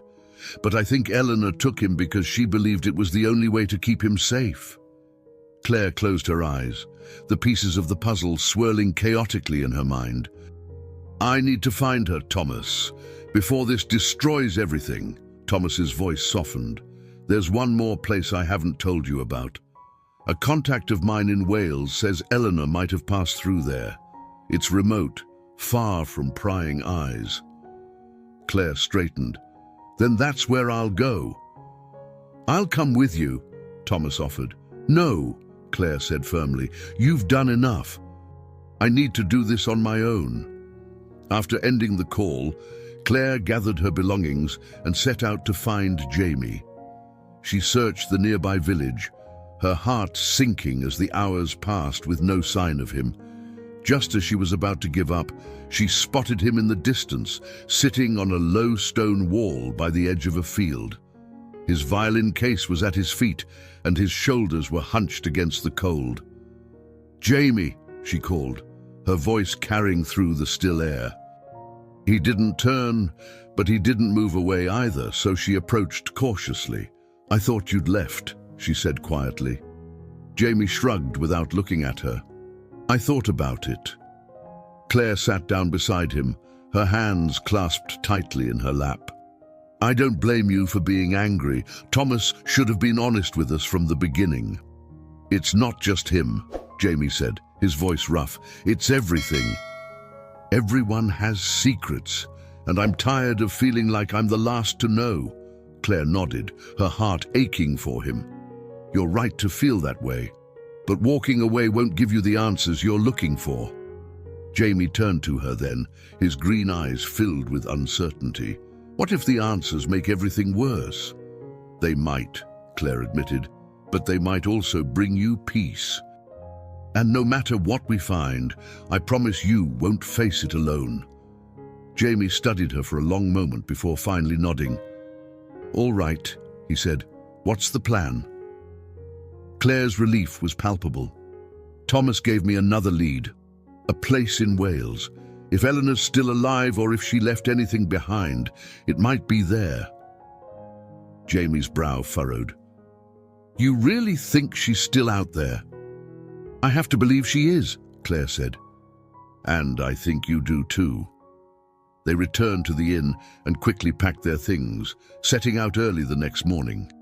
The journey to Wales was long, the narrow roads winding through mist-shrouded hills and valleys. Claire drove with quiet determination, her focus on the horizon, while Jamie stared out the window, his thoughts a mystery. When they finally arrived, the safe house was little more than a crumbling stone cottage perched on the edge of a cliff. The sound of waves crashing against the rocks below filled the air, a stark contrast to the quiet countryside they had left behind. They approached the house cautiously, their steps crunching on the gravel path. The door was locked, but Claire spotted a broken window on the side. Jamie climbed through first, then helped her inside. The interior was sparse, with only a few pieces of furniture and a thin layer of dust covering everything. Claire's eyes scanned the room, searching for anything that might offer a clue. "Over here," Jamie called from a corner. Claire joined him to find a small chest, its hinges rusted but intact. Jamie pried it open, revealing a stack of notebooks, letters, and photographs. Claire's hands shook as she reached for the first notebook, her eyes scanning the familiar handwriting. "It's Eleanor's," she whispered. Jamie picked up one of the photographs, his expression softening as he held it out to her. It showed a younger Eleanor, standing with a boy who could only be Henry.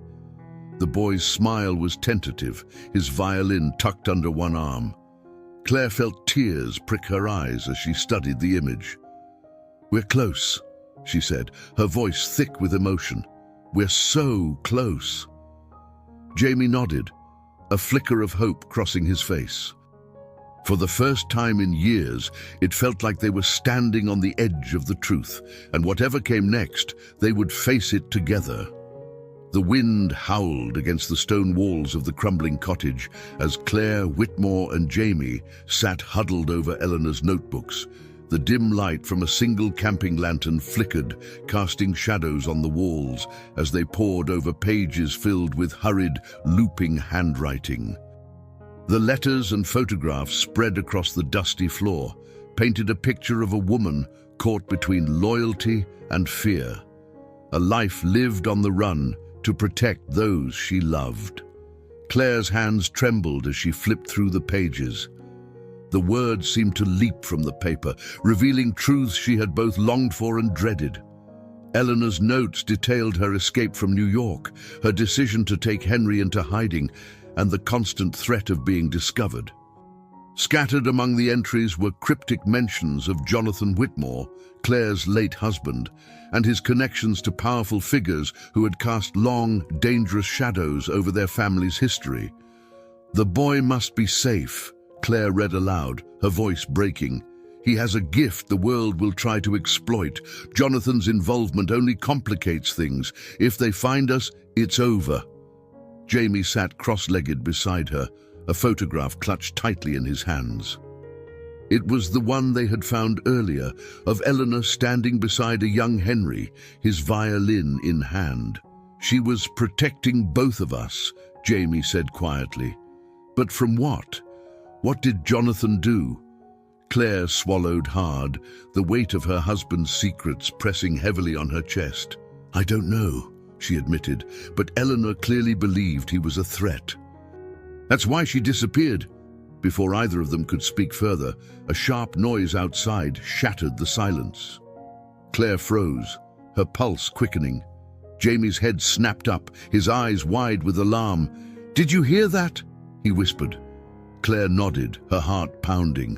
The sound came again, a rustling, followed by the crunch of footsteps on gravel. Someone was outside. Jamie scrambled to his feet, his movements swift and silent. He grabbed the lantern and extinguished it, plunging the room into darkness. Claire's breath caught as she felt Jamie's hand on her arm, guiding her to a corner of the room. They crouched low, their backs pressed against the cold stone wall. The footsteps grew louder, deliberate and heavy. A shadow passed the broken window, momentarily blocking the pale moonlight. Claire's mind raced.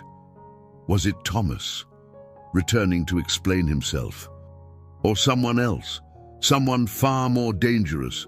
The door creaked open, and the dim outline of a man appeared in the doorway. He stood there for a moment, silhouetted against the night, before stepping inside. The beam of a flashlight swept across the room, illuminating the scattered papers and open chest. Claire's breath hitched as the light passed dangerously close to where they hid. "Whoever's in here, come out now," the man said, his voice cold and commanding. Jamie tensed beside her, his fingers gripping her arm. Claire could feel his fear, but she also sensed his determination. They couldn't give themselves away. Not yet. The man moved deeper into the room, his footsteps deliberate. He picked up one of the notebooks, flipping through it before shoving it into his coat pocket.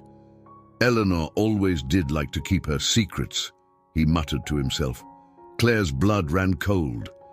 Whoever this man was, he knew Eleanor, and he was looking for something specific. As the flashlight beam swept toward their corner again, Jamie suddenly stood, his violin case in hand. "Hey!" he shouted, his voice defiant. "What do you think you're doing?" The man turned sharply, his flashlight landing on Jamie. "Who the hell are you?" he demanded, his tone laced with suspicion. Jamie squared his shoulders, his grip on the violin case tightening. "I could ask you the same thing." The man stepped closer, his eyes narrowing as he studied Jamie. "You're him," he said, realization dawning. "The boy, Eleanor's boy." Claire's breath caught as she rose slowly from her hiding spot, her voice trembling but firm. "Leave him alone." The man turned to her, his expression hardening. "You must be Claire Whitmore," he said, his tone dripping with disdain. "Jonathan's widow." Claire met his gaze, refusing to back down. "Who are you? What do you want?" "My name doesn't matter," the man replied. "I'm here for what Eleanor left behind. Whatever she told you, whatever you think you've found, it ends here." Jamie stepped forward, his anger boiling over. "You don't get to decide that," he said fiercely. "She gave up everything to protect us. You can't just erase that." The man smirked, his gaze shifting between them. "You think you're untouchable. You have no idea who you're dealing with." In that moment, Claire realized the depth of the danger they were in. This man wasn't just a shadow from Eleanor's past. He was part of the darkness Jonathan had entangled their family in, and he was willing to do whatever it took to keep those secrets buried. "Get out," Claire said, her voice steady despite the fear coursing through her. "You have no right to be here." The man's smirk faded, replaced by a cold, calculating expression. "This isn't over," he said, stepping back toward the door. "You'd do well to remember that." As he disappeared into the night, Claire and Jamie stood frozen, the tension in the room palpable. When the sound of his footsteps faded completely, Jamie turned to her, his face pale but resolute. "We need to go," he said. "Now." Claire nodded, her mind racing. The confrontation had made one thing clear: their search for the truth had drawn dangerous attention, and the stakes were higher than ever. But despite the fear gripping her, Claire felt a renewed sense of purpose. They had come too far to turn back now. Together, they would face whatever lay ahead, no matter the cost. The cottage's interior was eerily silent, save for the rhythmic pounding of Claire Whitmore's heart. She and Jamie exchanged a glance, their expressions a mix of fear and unspoken determination. The confrontation with the intruder had left them shaken, but it also solidified the reality of the dangers they faced. Whoever that man was, he hadn't just stumbled upon the cottage, he had been searching for them. Jamie paced the small room, his movements sharp with agitation. "We can't stay here," he said finally, his voice breaking the tense silence. "He'll come back, maybe with others." Claire nodded, though her thoughts were consumed by the photograph and Eleanor's notebooks. "You're right," she said, "but we can't leave without taking everything Eleanor left behind. It's all we have." Jamie stopped pacing, his gaze falling on the chest they had found. "Do you think she knew this would happen?" he asked, his voice quieter now. "That people would come after her, even after all these years?" "I think she hoped it wouldn't," Claire replied, "but Eleanor was prepared for it. That's why she left this for us, to give us a chance to understand." Together, they worked quickly, gathering the notebooks, letters, and photographs into Jamie's worn backpack. Claire's hands trembled as she folded one of the older photographs, her thumb brushing over Henry's face. It struck her how much time had passed, how many years of silence and unanswered questions had led them to this moment. As they secured the last of the items, Jamie glanced toward the window.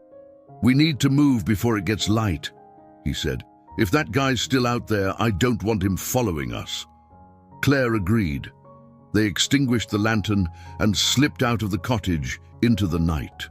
The wind had picked up, carrying the scent of salt from the sea below. Jamie led the way, his footsteps light on the gravel path. Claire followed closely, clutching her coat tightly against the chill. The narrow path wound down toward the village, the lights of a single pub glimmering faintly in the distance. It was their only hope for transportation, as their rental car was parked miles away, near the station where they had arrived. Inside the pub, the warm glow of the fireplace was a stark contrast to the cold night outside. A handful of locals sat at the bar, their voices low and indistinct. Jamie approached the bartender, a burly man with a thick Welsh accent, and asked about arranging a cab. "It'll take some time," the bartender said, dialing a number on the landline behind the counter. "Not many drivers out at this hour." Jamie returned to the table where Claire sat, her hands wrapped around a steaming mug of tea. "He's calling someone," Jamie said. "We just have to wait." The minutes stretched painfully as they sat in the pub, their nerves on edge. Claire couldn't shake the feeling that they were being watched, though she tried to dismiss it as paranoia. Jamie, too, seemed restless, his leg bouncing under the table. Finally, the bartender approached them.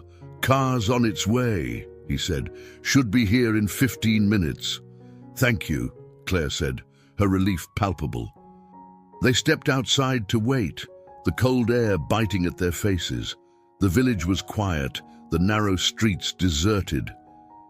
Jamie kept glancing over his shoulder, his grip tightening on the strap of his backpack.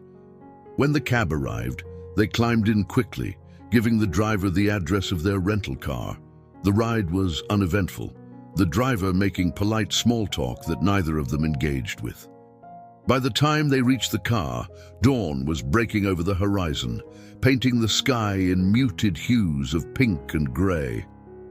As they transferred their belongings to the car, Jamie paused, his hand resting on the backpack. "Where do we go now?" he asked, his voice heavy with exhaustion. Claire hesitated, her mind racing. "We need to figure out who that man was and what he wanted," she said. Thomas might have answers. Jamie's jaw tightened at the mention of Thomas, but he didn't argue. "Fine," he said. "But if he's hiding anything else?" Claire placed a hand on his arm, her touch light but firm. "We'll handle it," she said. "Together." The drive back to their rented flat was tense, both of them lost in their thoughts. When they arrived, Claire immediately called Thomas, her voice clipped and urgent as she recounted what had happened at the cottage. "There was a man there," she said. "He knew Eleanor. He mentioned Jonathan. What aren't you telling us, Thomas?" There was a pause on the other end of the line before Thomas sighed. "I was hoping it wouldn't come to this," he said. "That man works for someone tied to Jonathan's old dealings. If he knows you're involved, things are more dangerous than I thought." "More dangerous?" Claire repeated, her anger flaring. "You knew this was a possibility, and you didn't warn us." "I didn't think they'd still be looking," Thomas said defensively. "It's been decades." "That's not good enough," Claire snapped. "We need the truth, Thomas. All of it." Thomas hesitated again, but finally he relented. "There's one more person you need to talk to," he said. "Someone who was close to Jonathan. They might be able to fill in the gaps." "Who?" Claire demanded. "I'll send you the address," Thomas said, "but be careful. You're in deeper than you realize." As the call ended, Claire turned to Jamie. "It's not over yet," she said, her voice resolute. Jamie nodded, his expression grim. "It never is." The address Thomas provided led Claire and Jamie to a small, nondescript house on the outskirts of Bath, a place hidden away from the prying eyes of the bustling city. The area was quiet, with bare trees swaying in the wind and a faint drizzle settling over the rooftops. Claire gripped the steering wheel tightly as they approached, her knuckles white. Jamie sat in silence beside her, his gaze fixed on the house as though willing it to reveal its secrets before they even stepped inside. "This is it," Claire said softly, cutting the engine. Jamie nodded but didn't move. His hands rested on his knees, clenched tightly, as if bracing himself for whatever awaited them. Claire placed a reassuring hand on his arm. "We'll face it together," she said, her voice firm but kind. They approached the door, Claire's footsteps steady while Jamie hesitated behind her. She knocked, the sound echoing in the stillness of the afternoon. A moment later, the door creaked open, revealing a woman in her 60s with a sharp gaze that seemed to take in everything at once. Her dark hair was streaked with grey, pulled into a loose bun at the nape of her neck. She wore a simple cardigan, but there was an air of authority about her, as though she had seen far more than she let on. "You must be Claire," the woman said, her voice cool and measured. "And this must be Jamie." Claire nodded, stepping forward. "You must be Margaret." The woman's lips twitched into a faint smile. "Come in," she said, stepping aside. The interior of the house was sparse but tidy, with minimal furniture and a faint scent of lavender lingering in the air. Margaret led them to a small sitting room, gesturing for them to take a seat on the worn sofa. She settled into an armchair across from them, her sharp eyes never leaving their faces. "I've been expecting you," she said simply. Jamie frowned. "Expecting us? How?" Margaret folded her hands in her lap. "Thomas told me you'd come eventually.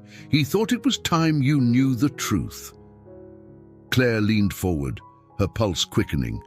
"The truth about Eleanor? About Jonathan? Please, Whatever you know, we need to hear it." Margaret sighed, her gaze softening slightly as she looked at Jamie. "Eleanor did everything she could to protect you," she began. "She knew Jonathan's dealings would eventually put you at risk. That's why she disappeared." "What dealings?" Jamie asked, his voice sharp. "What did he do?" Margaret hesitated, her expression pained. "Jonathan was involved with powerful men who didn't take kindly to betrayal. When Eleanor discovered what he was truly involved in, she threatened to expose them, but she underestimated how far they'd go to keep their secrets." Claire's heart sank, the weight of Margaret's words pressing down on her. "So she ran," she said quietly, "to protect Jamie and Henry." Margaret nodded. She believed the only way to keep them safe was to vanish completely. She took Henry because she knew he was already caught in Jonathan's web. His talent, his potential, it made him valuable to them. Jamie shifted uncomfortably, his jaw tightening. "Why didn't she just tell me?" he demanded. "Why all the lies and secrecy?" Margaret met his gaze, her expression sorrowful. "She thought the less you knew, the safer you'd be. She didn't want you to carry the burden of her decisions." Jamie looked away, his hands clenching into fists. Claire reached for him, placing a comforting hand on his knee. "We'll figure this out," she said softly. "We'll make sense of it." Margaret studied them for a moment before rising from her chair. "There's something else," she said. "Something Eleanor left behind for you." She disappeared into another room, returning moments later with a small, locked box. She handed it to Jamie, her expression grave. "She told me to keep this safe until the time was right." Jamie stared at the box, his hands trembling as he took it. "What's inside?" Margaret shook her head. "I don't know, but she believed it would help you understand." Jamie set the box on the table, his fingers fumbling with the lock. Claire watched as he opened it, revealing a stack of letters, photographs, and a single, worn journal. Jamie picked up the journal, his breath catching as he recognized the handwriting. "It's hers," he whispered. Claire leaned closer, her heart aching as she saw the pages filled with Eleanor's words. Jamie flipped through the journal, his eyes scanning the entries with a mix of longing and sorrow. One page in particular caught his attention, and he read it aloud. "Jamie, if you're reading this, it means you've found your way back to the truth.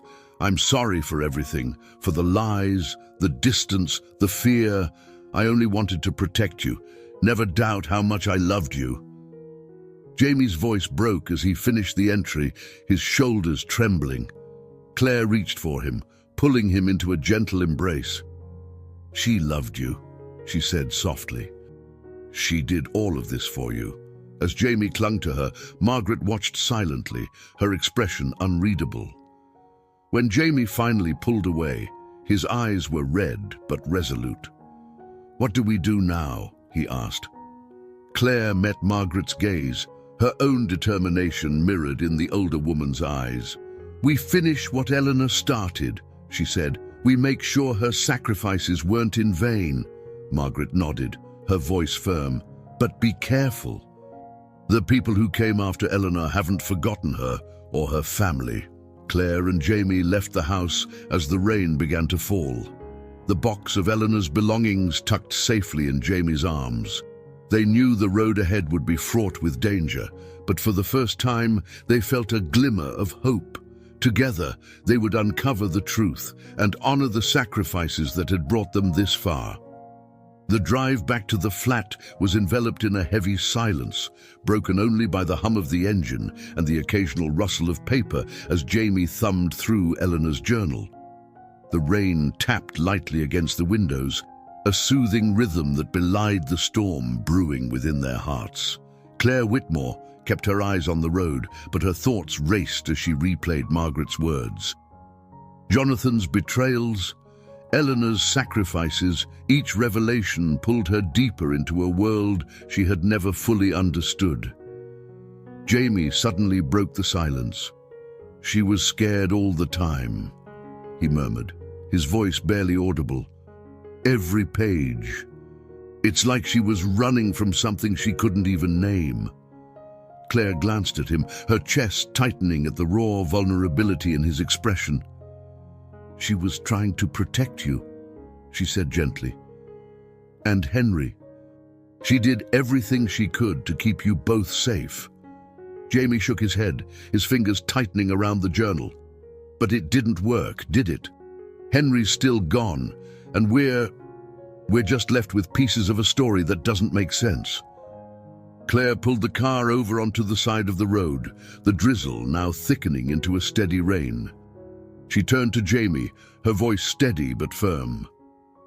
"It does make sense," she said. "Not in the way we hoped, but it's starting to. Eleanor knew the risks, and she still chose to protect you and Henry. That's not failure, Jamie. That's love." Jamie looked at her, his green eyes clouded with doubt, but tinged with something else. "Hope. What if we never find him?" he asked, his voice cracking. "What if all this leads nowhere?" Claire reached across the console, her hand resting lightly on his arm. "Then we'll know we tried," she said. "But I believe we'll find him. I have to believe that." Jamie nodded slowly, his resolve visibly strengthening.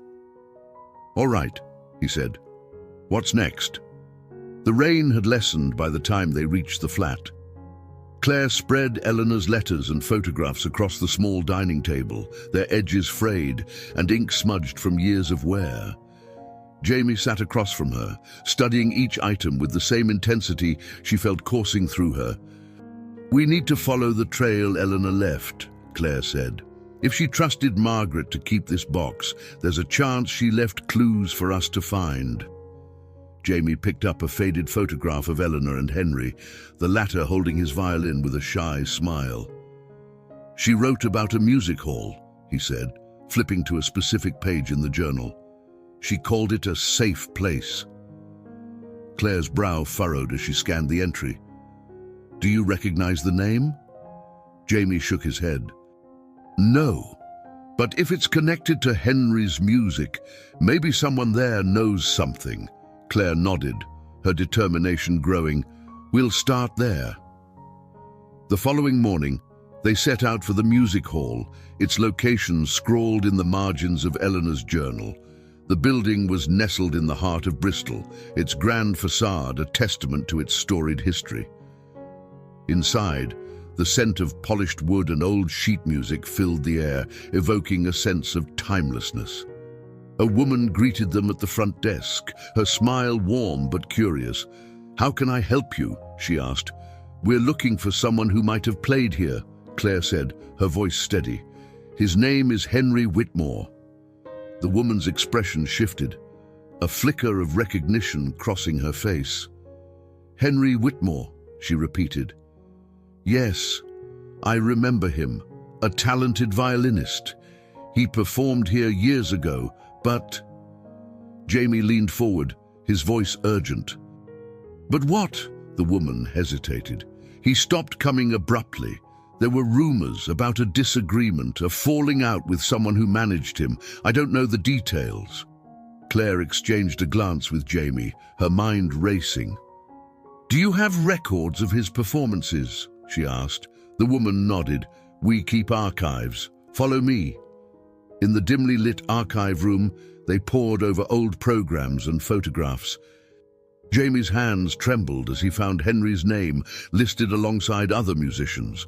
A faded photograph showed him mid-performance, his expression serene and focused. "He was here," Jamie said softly, his voice filled with both wonder and sadness. Claire placed a hand on his shoulder. "And he left a mark," she said. "That means something." As they continued their search, Jamie discovered a note tucked inside one of the programs. The handwriting was unmistakably Henry's, scrawled in the margins.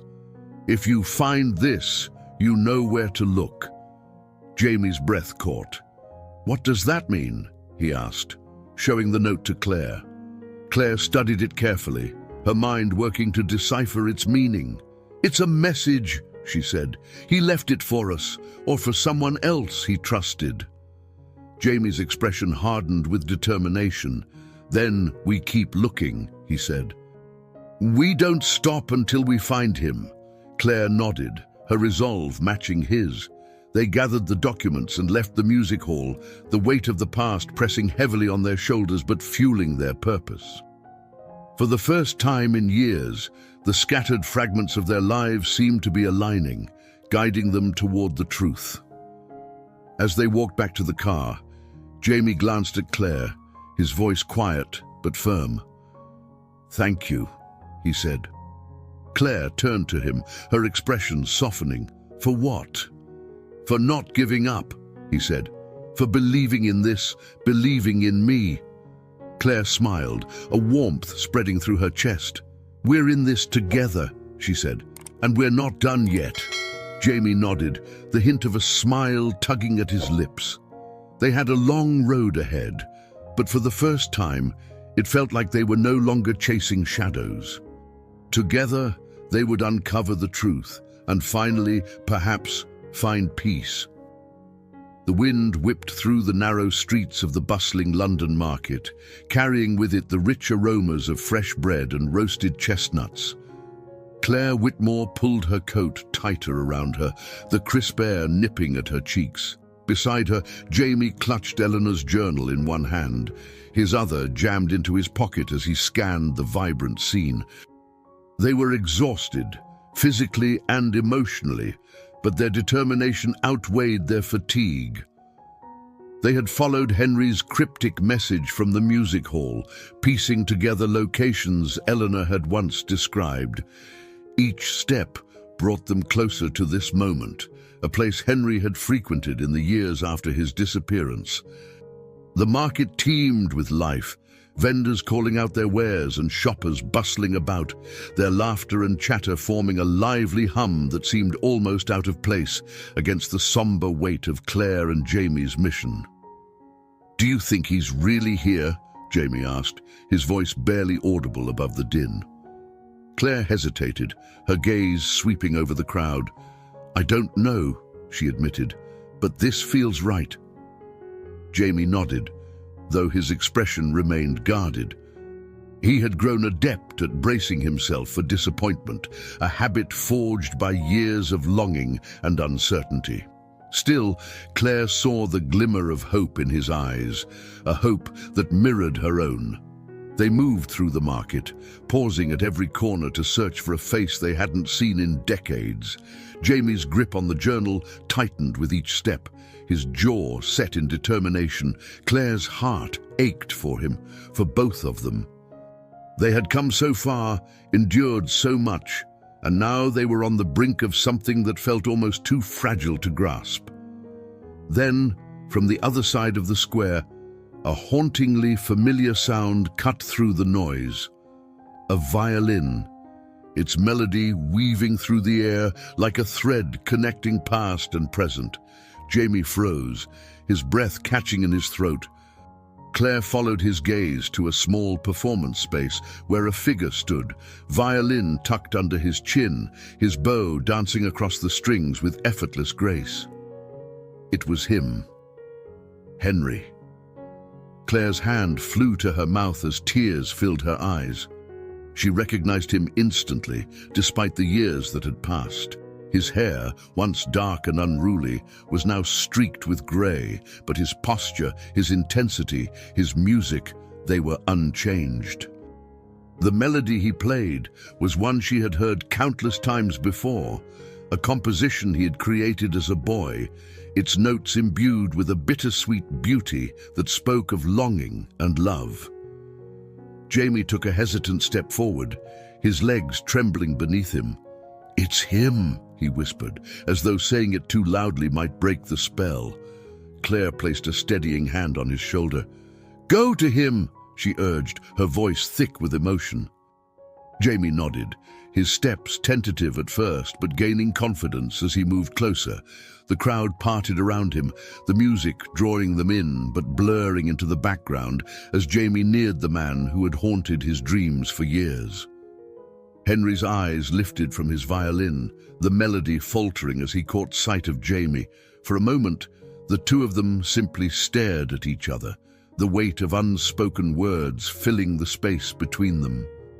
Then slowly, Henry lowered his violin, his hands trembling as he took a step forward. "Jamie," he said, his voice hoarse with disbelief. Jamie nodded, his own voice breaking as he replied, "It's me."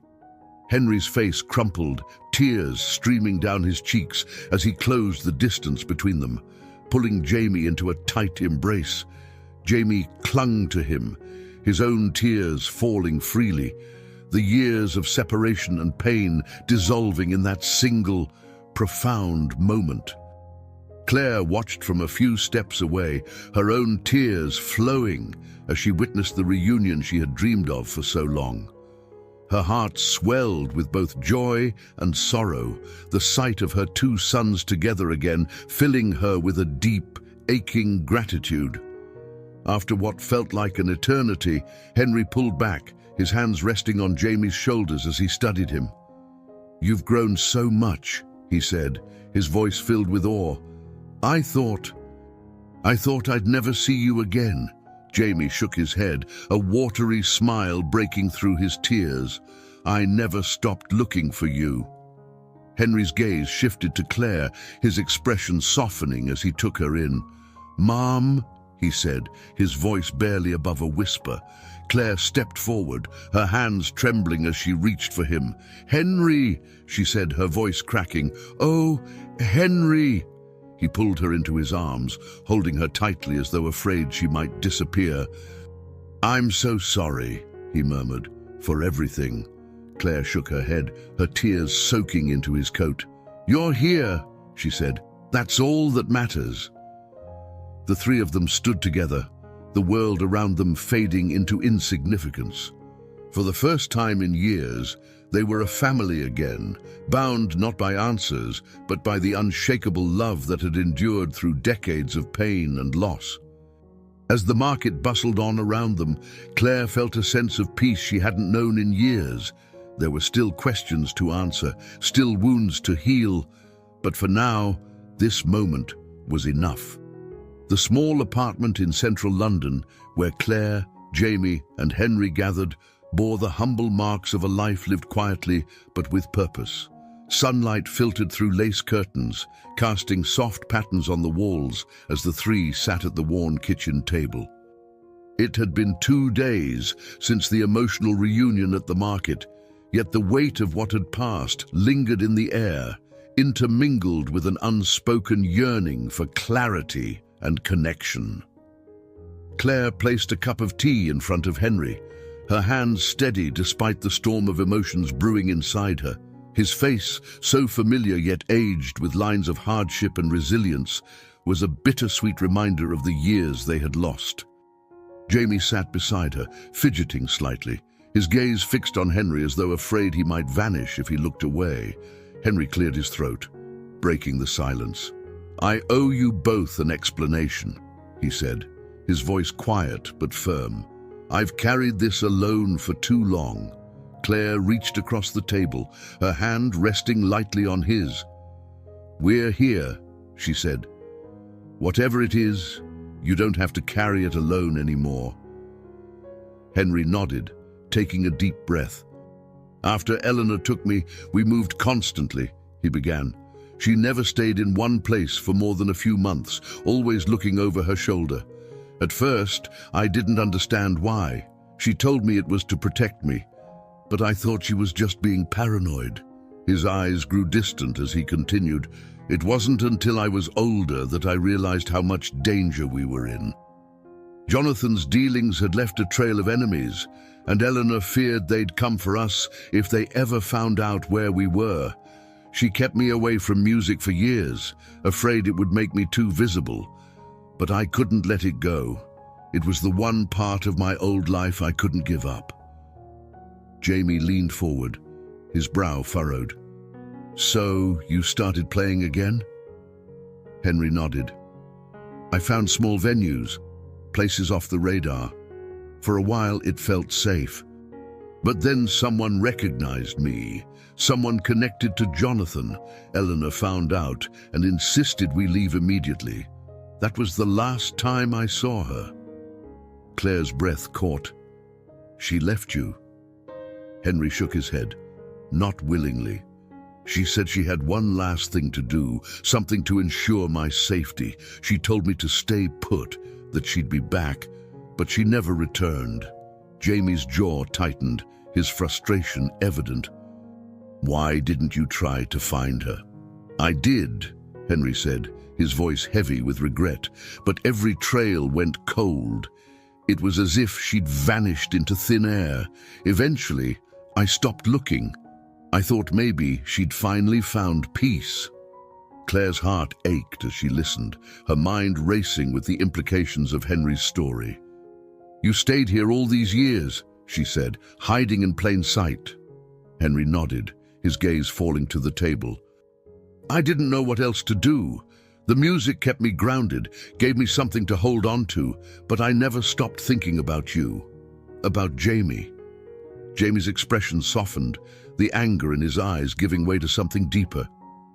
"I thought you forgot about me," he admitted, his voice barely above a whisper. "I thought you didn't want me." Henry looked at him, his eyes shining with unshed tears.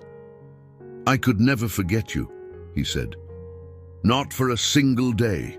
The room fell into a contemplative silence, the three of them absorbing the enormity of what had been said. Claire, ever the anchor, finally spoke. "We've found each other now," she said, her voice steady. "That's what matters." Henry managed a small smile, the first genuine one Claire had seen in years. "You're right," he said, "but I want to make up for the time we lost. I don't know how, but I'll try." Jamie smiled faintly, the tension in his shoulders easing. "We'll figure it out," he said, "together." The rest of the day passed in quiet reflection, the three of them rediscovering the rhythms of family life. Jamie played his violin for Henry, the haunting melody of Jamie's song filling the small apartment with a poignant beauty that brought tears to Claire's eyes. Henry watched in awe, his pride evident as he marveled at Jamie's talent. "You've surpassed me," Henry said with a chuckle, though his voice carried a note of genuine admiration. "Eleanor would be so proud." Jamie's smile widened, the weight of his brother's words settling over him like a warm embrace. For the first time, he felt truly seen, not as the lost boy Eleanor had protected, but as the person he had become. That evening, as the sun dipped below the horizon, casting the room in a golden glow, Claire found herself sitting alone with Henry. They spoke in hushed tones, their conversation weaving through memories of the past and hopes for the future. "Do you think she's still out there?" Claire asked, her voice laced with both hope and fear. Henry hesitated before answering. "I don't know," he said honestly. "But if anyone could survive everything she's been through, it's Eleanor." Claire nodded, her heart aching with both longing and gratitude. They had found Henry, a piece of their fractured family restored. And though the road ahead was uncertain, Claire knew they would face it together, drawing strength from the bonds that had endured despite everything.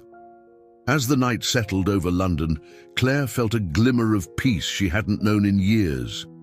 For the first time, the weight of the past felt lighter, the promise of a reimagined future offering a quiet hope. They weren't whole yet, but they were together. And for now, that was enough. The soft patter of rain against the window filled the quiet apartment, a soothing rhythm that seemed to echo the contemplative mood inside. Claire Whitmore sat in the living room, her hands wrapped around a cup of chamomile tea. Across the room, Jamie and Henry were seated at the small dining table, their heads bent over a sheet of music.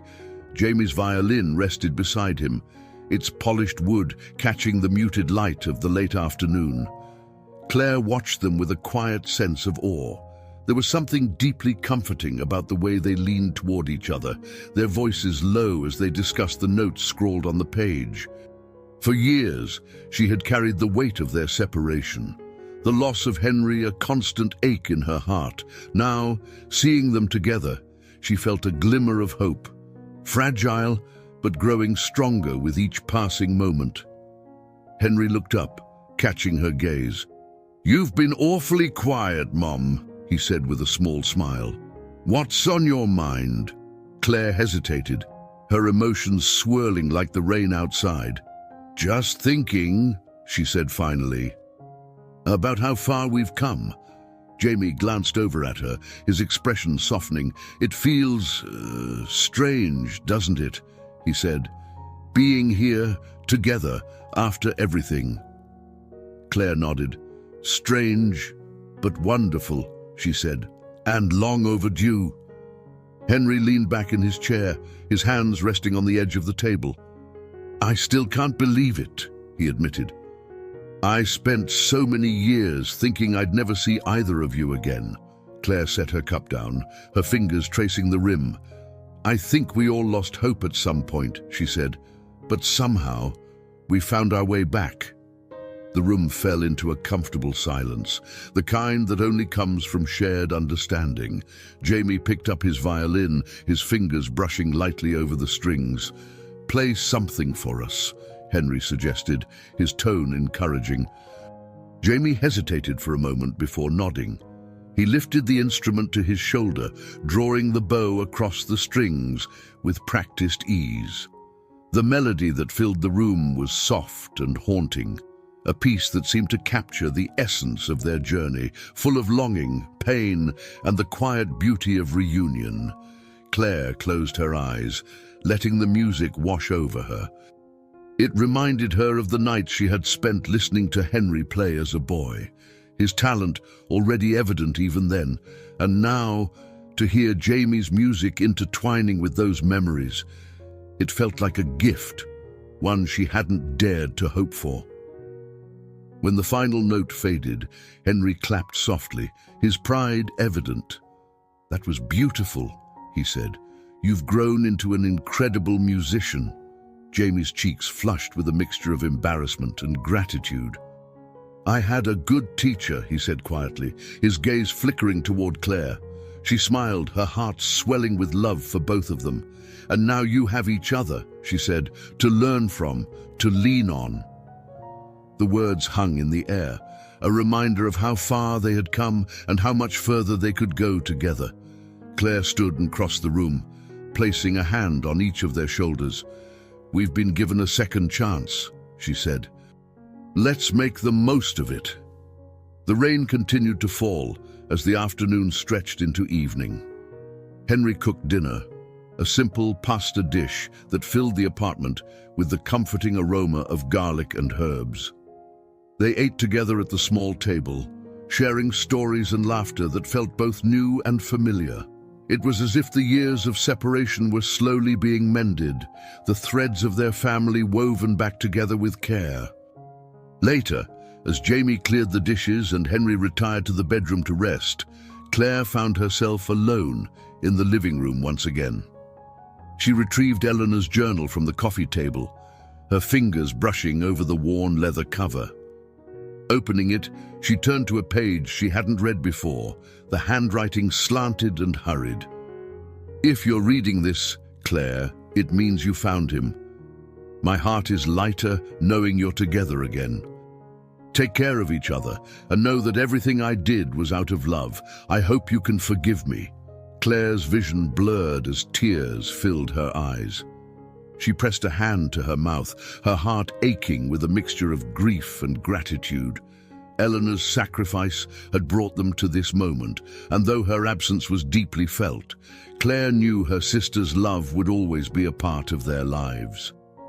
Jamie returned to the room, his brow furrowing as he saw her tears. "Mom, are you all right?" She looked up, her expression softening as she wiped her cheeks.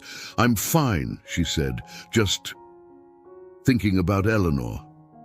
Jamie sat beside her, his hand resting lightly on her arm. "She gave us a lot," he said, "more than we'll ever really understand." Claire nodded, her voice quiet but steady. "And now, it's up to us to honor that." They sat together in the fading light, the weight of their journey settling over them like a warm blanket. For the first time in years, Claire felt a sense of peace, not because everything was resolved, but because they were finally moving forward, together. As the rain softened to a gentle drizzle, Claire closed the journal and placed it back on the table. She looked at Jamie, her heart full.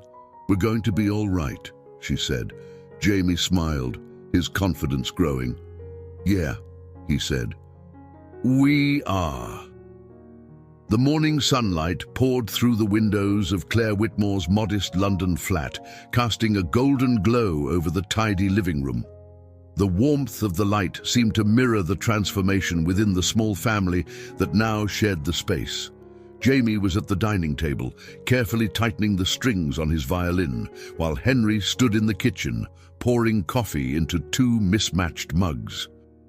Claire, seated in her favorite armchair, watched them with quiet contentment, her knitting needles clicking softly as she worked on a scarf for the coming winter. It had been weeks since their reunion at the market, and though the wounds of the past were still healing, their days were filled with a sense of purpose and hope. Jamie had resumed his studies, practicing tirelessly for an upcoming audition at a prestigious music conservatory. Henry, once a shadow of his former self, had begun to emerge from the isolation of his self-imposed exile, offering to mentor Jamie in preparation for the performance. The sound of the violin filled the room as Jamie played a delicate piece, his fingers dancing over the strings with precision.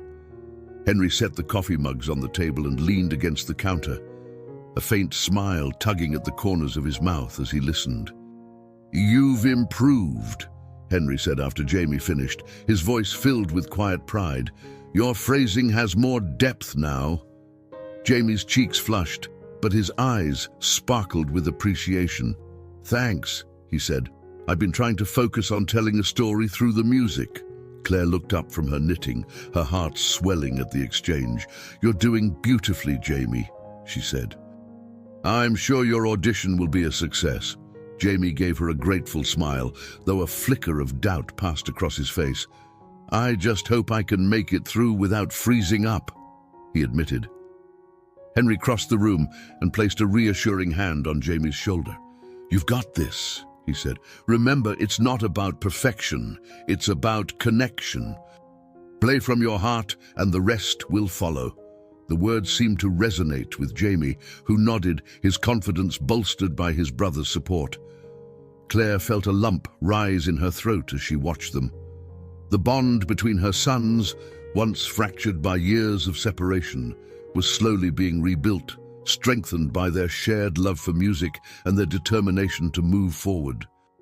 Later that day, the three of them ventured out to a nearby park, their steps light as they strolled along the winding paths. The air was crisp, the trees adorned with the fiery hues of autumn.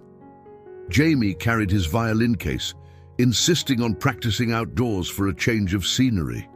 Henry brought a small notebook, jotting down ideas for a new composition as they walked. They found a quiet spot beneath a towering oak tree, its golden leaves forming a canopy overhead. Jamie set up his music stand, while Henry and Claire settled on a nearby bench, their breaths visible in the chilly air. As Jamie played, passers-by paused to listen, their expressions reflecting the emotions woven into the music. A young couple stopped to sway gently to the melody, their hands clasped tightly. A mother with a stroller lingered, her baby cooing softly as the notes filled the crisp autumn air. Henry leaned toward Claire, his voice low. "He's remarkable," he said. "The way he plays, it's like he's reaching out to everyone who listens." Claire nodded, her eyes glistening with pride. "He's found his voice," she said, "and he's not afraid to use it." Henry smiled, his gaze returning to Jamie. "He reminds me of myself at that age," he admitted, "but he's so much more fearless than I ever was." Claire placed a hand on his arm, her touch gentle. "You gave him that courage," she said. "By coming back, by believing in him, you've given him the strength to shine." Henry's expression softened, his eyes misting as he absorbed her words. "I just wish I could have done it sooner," he said quietly. Claire shook her head, her voice steady. "You're here now, Henry. That's what matters." Jamie finished his piece, and the small crowd that had gathered around him erupted into applause. He looked up, his face lighting up with a mixture of surprise and delight. Henry stood, clapping enthusiastically as he approached his brother. "That was incredible," Henry said, his voice brimming with sincerity. "You're going to knock them off their feet at the audition." Jamie grinned, his confidence buoyed by the support of his family and the strangers who had stopped to listen. For the first time in a long while, he felt like he was exactly where he was meant to be. As the sun dipped lower in the sky, casting long shadows across the park, the three of them packed up their things and began the walk home. The air was filled with laughter and easy conversation, the weight of their shared history gradually giving way to the promise of a brighter future. That evening, as they sat around the dinner table, the warmth of their connection filled the room. Claire looked at her sons, her heart swelling with gratitude. They had weathered the storms of the past, and though the journey ahead would not be without its challenges, they faced it together with love, resilience, and hope. For Claire, it was a new beginning, a chance to rebuild what had been lost and to cherish the moments they had been given. And as she listened to Jamie and Henry plan their next steps, their voices filled with excitement and determination, she felt a quiet certainty that they were on the path toward healing, not just as individuals, but as a family. A crisp autumn breeze swept through the narrow streets of London as Claire Whitmore sorted through the post that had arrived earlier that morning. Among the usual bills and advertisements lay a thick, cream-colored envelope that bore no return address.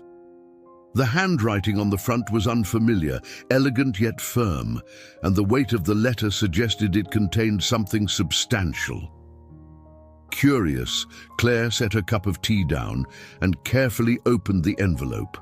Inside was a single sheet of heavy paper folded neatly, along with an aged photograph that made her breath catch. It was a picture of Eleanor standing with Jonathan Whitmore in what appeared to be a garden. Both of them were smiling, but there was a tension in their expressions, a guardedness that Claire now recognized in her late husband's gaze. She unfolded the letter, her heart pounding as she began to read. "Claire, if you're reading this, it means you've found Henry and Jamie. I wish I could be there to share in your joy, but circumstances have kept me far from all of you. There's something you need to know, something I couldn't tell you when we were younger. Jonathan's involvement with those dangerous men wasn't incidental, it was deliberate. He orchestrated much of what happened to our family, including Henry's disappearance. He did it out of fear, trying to protect himself. But in doing so, he placed all of us at risk. I kept this secret because I didn't want to tarnish your memories of him. But I realize now that the truth is the only way to move forward. Enclosed is the last photograph we took together, just before everything fell apart. Look closely. You'll see the fear in his eyes, the regret he carried. He wasn't an evil man, Claire, but he was weak. He couldn't stand up to the forces he had entangled himself with. I hope you'll forgive him and me for all that's been lost. I wish you love and peace as you rebuild with Jamie and Henry. You are stronger than all of us combined. With love, Eleanor." Claire's hands trembled as she finished the letter, the words sinking into her like stones. She stared at the photograph again, her mind racing.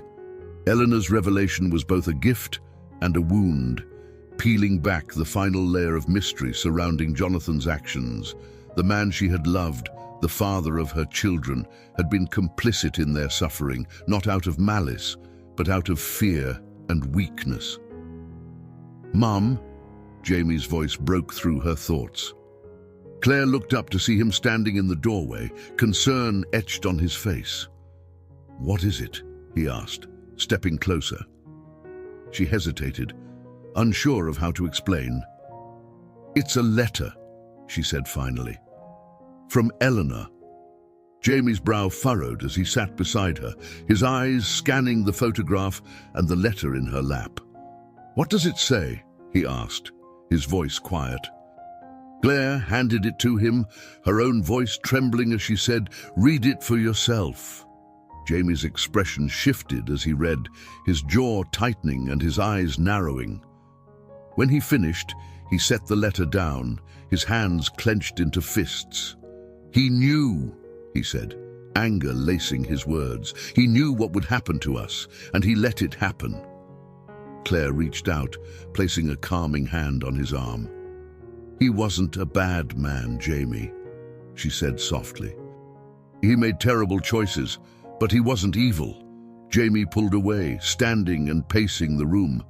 "That doesn't excuse it," he said. "He could have stopped it. He should have stopped it." As the tension in the room grew, Henry appeared in the doorway, drawn by their raised voices. "What's going on?" he asked, his gaze moving between them. Jamie handed him the letter without a word. Henry read it quickly, his expression hardening as he absorbed the contents. "This doesn't surprise me," he said finally, his tone flat. "I always suspected Jonathan was involved. Eleanor hinted at it once, but she never said it outright." Jamie turned to him, his frustration boiling over. "And you're just okay with it?" he demanded. "He destroyed our lives." Henry shook his head. "No, I'm not okay with it," he said. "But I've had years to come to terms with what happened." "Holding on to anger won't change the past." Jamie stared at him, his chest rising and falling as he struggled to process Henry's words. Finally, he slumped into a chair, his head in his hands. "I don't know how to let it go," he admitted, his voice muffled. Claire moved to sit beside him, her hand resting gently on his shoulder. "We do it together," she said, "one step at a time. We can't change what happened, but we can choose how we move forward." Henry joined them, his presence a quiet reassurance.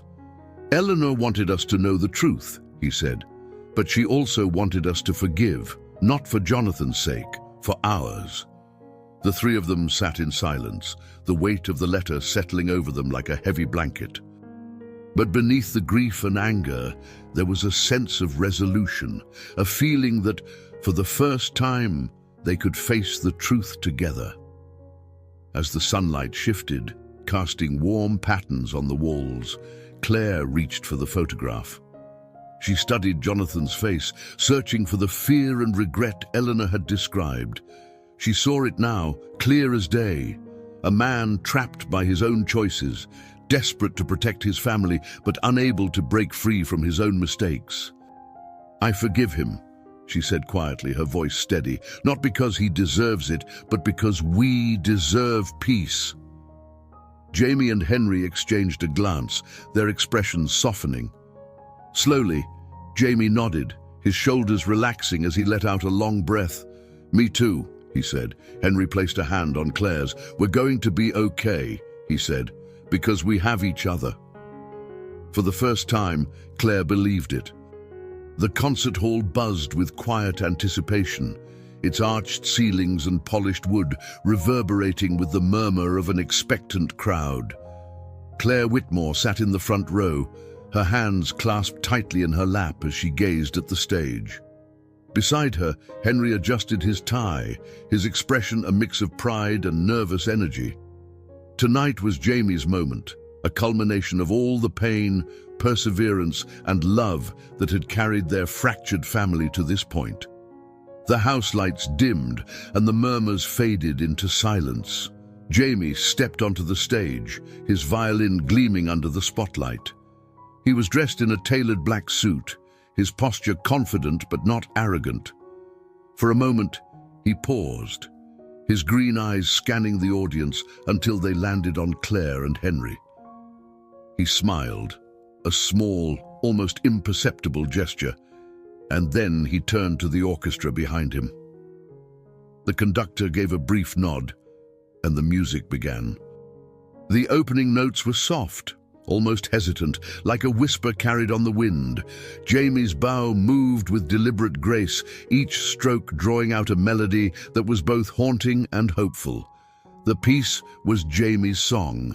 The composition Eleanor had left behind, but Jamie had made it his own, weaving in his experiences and emotions to create something new and deeply personal.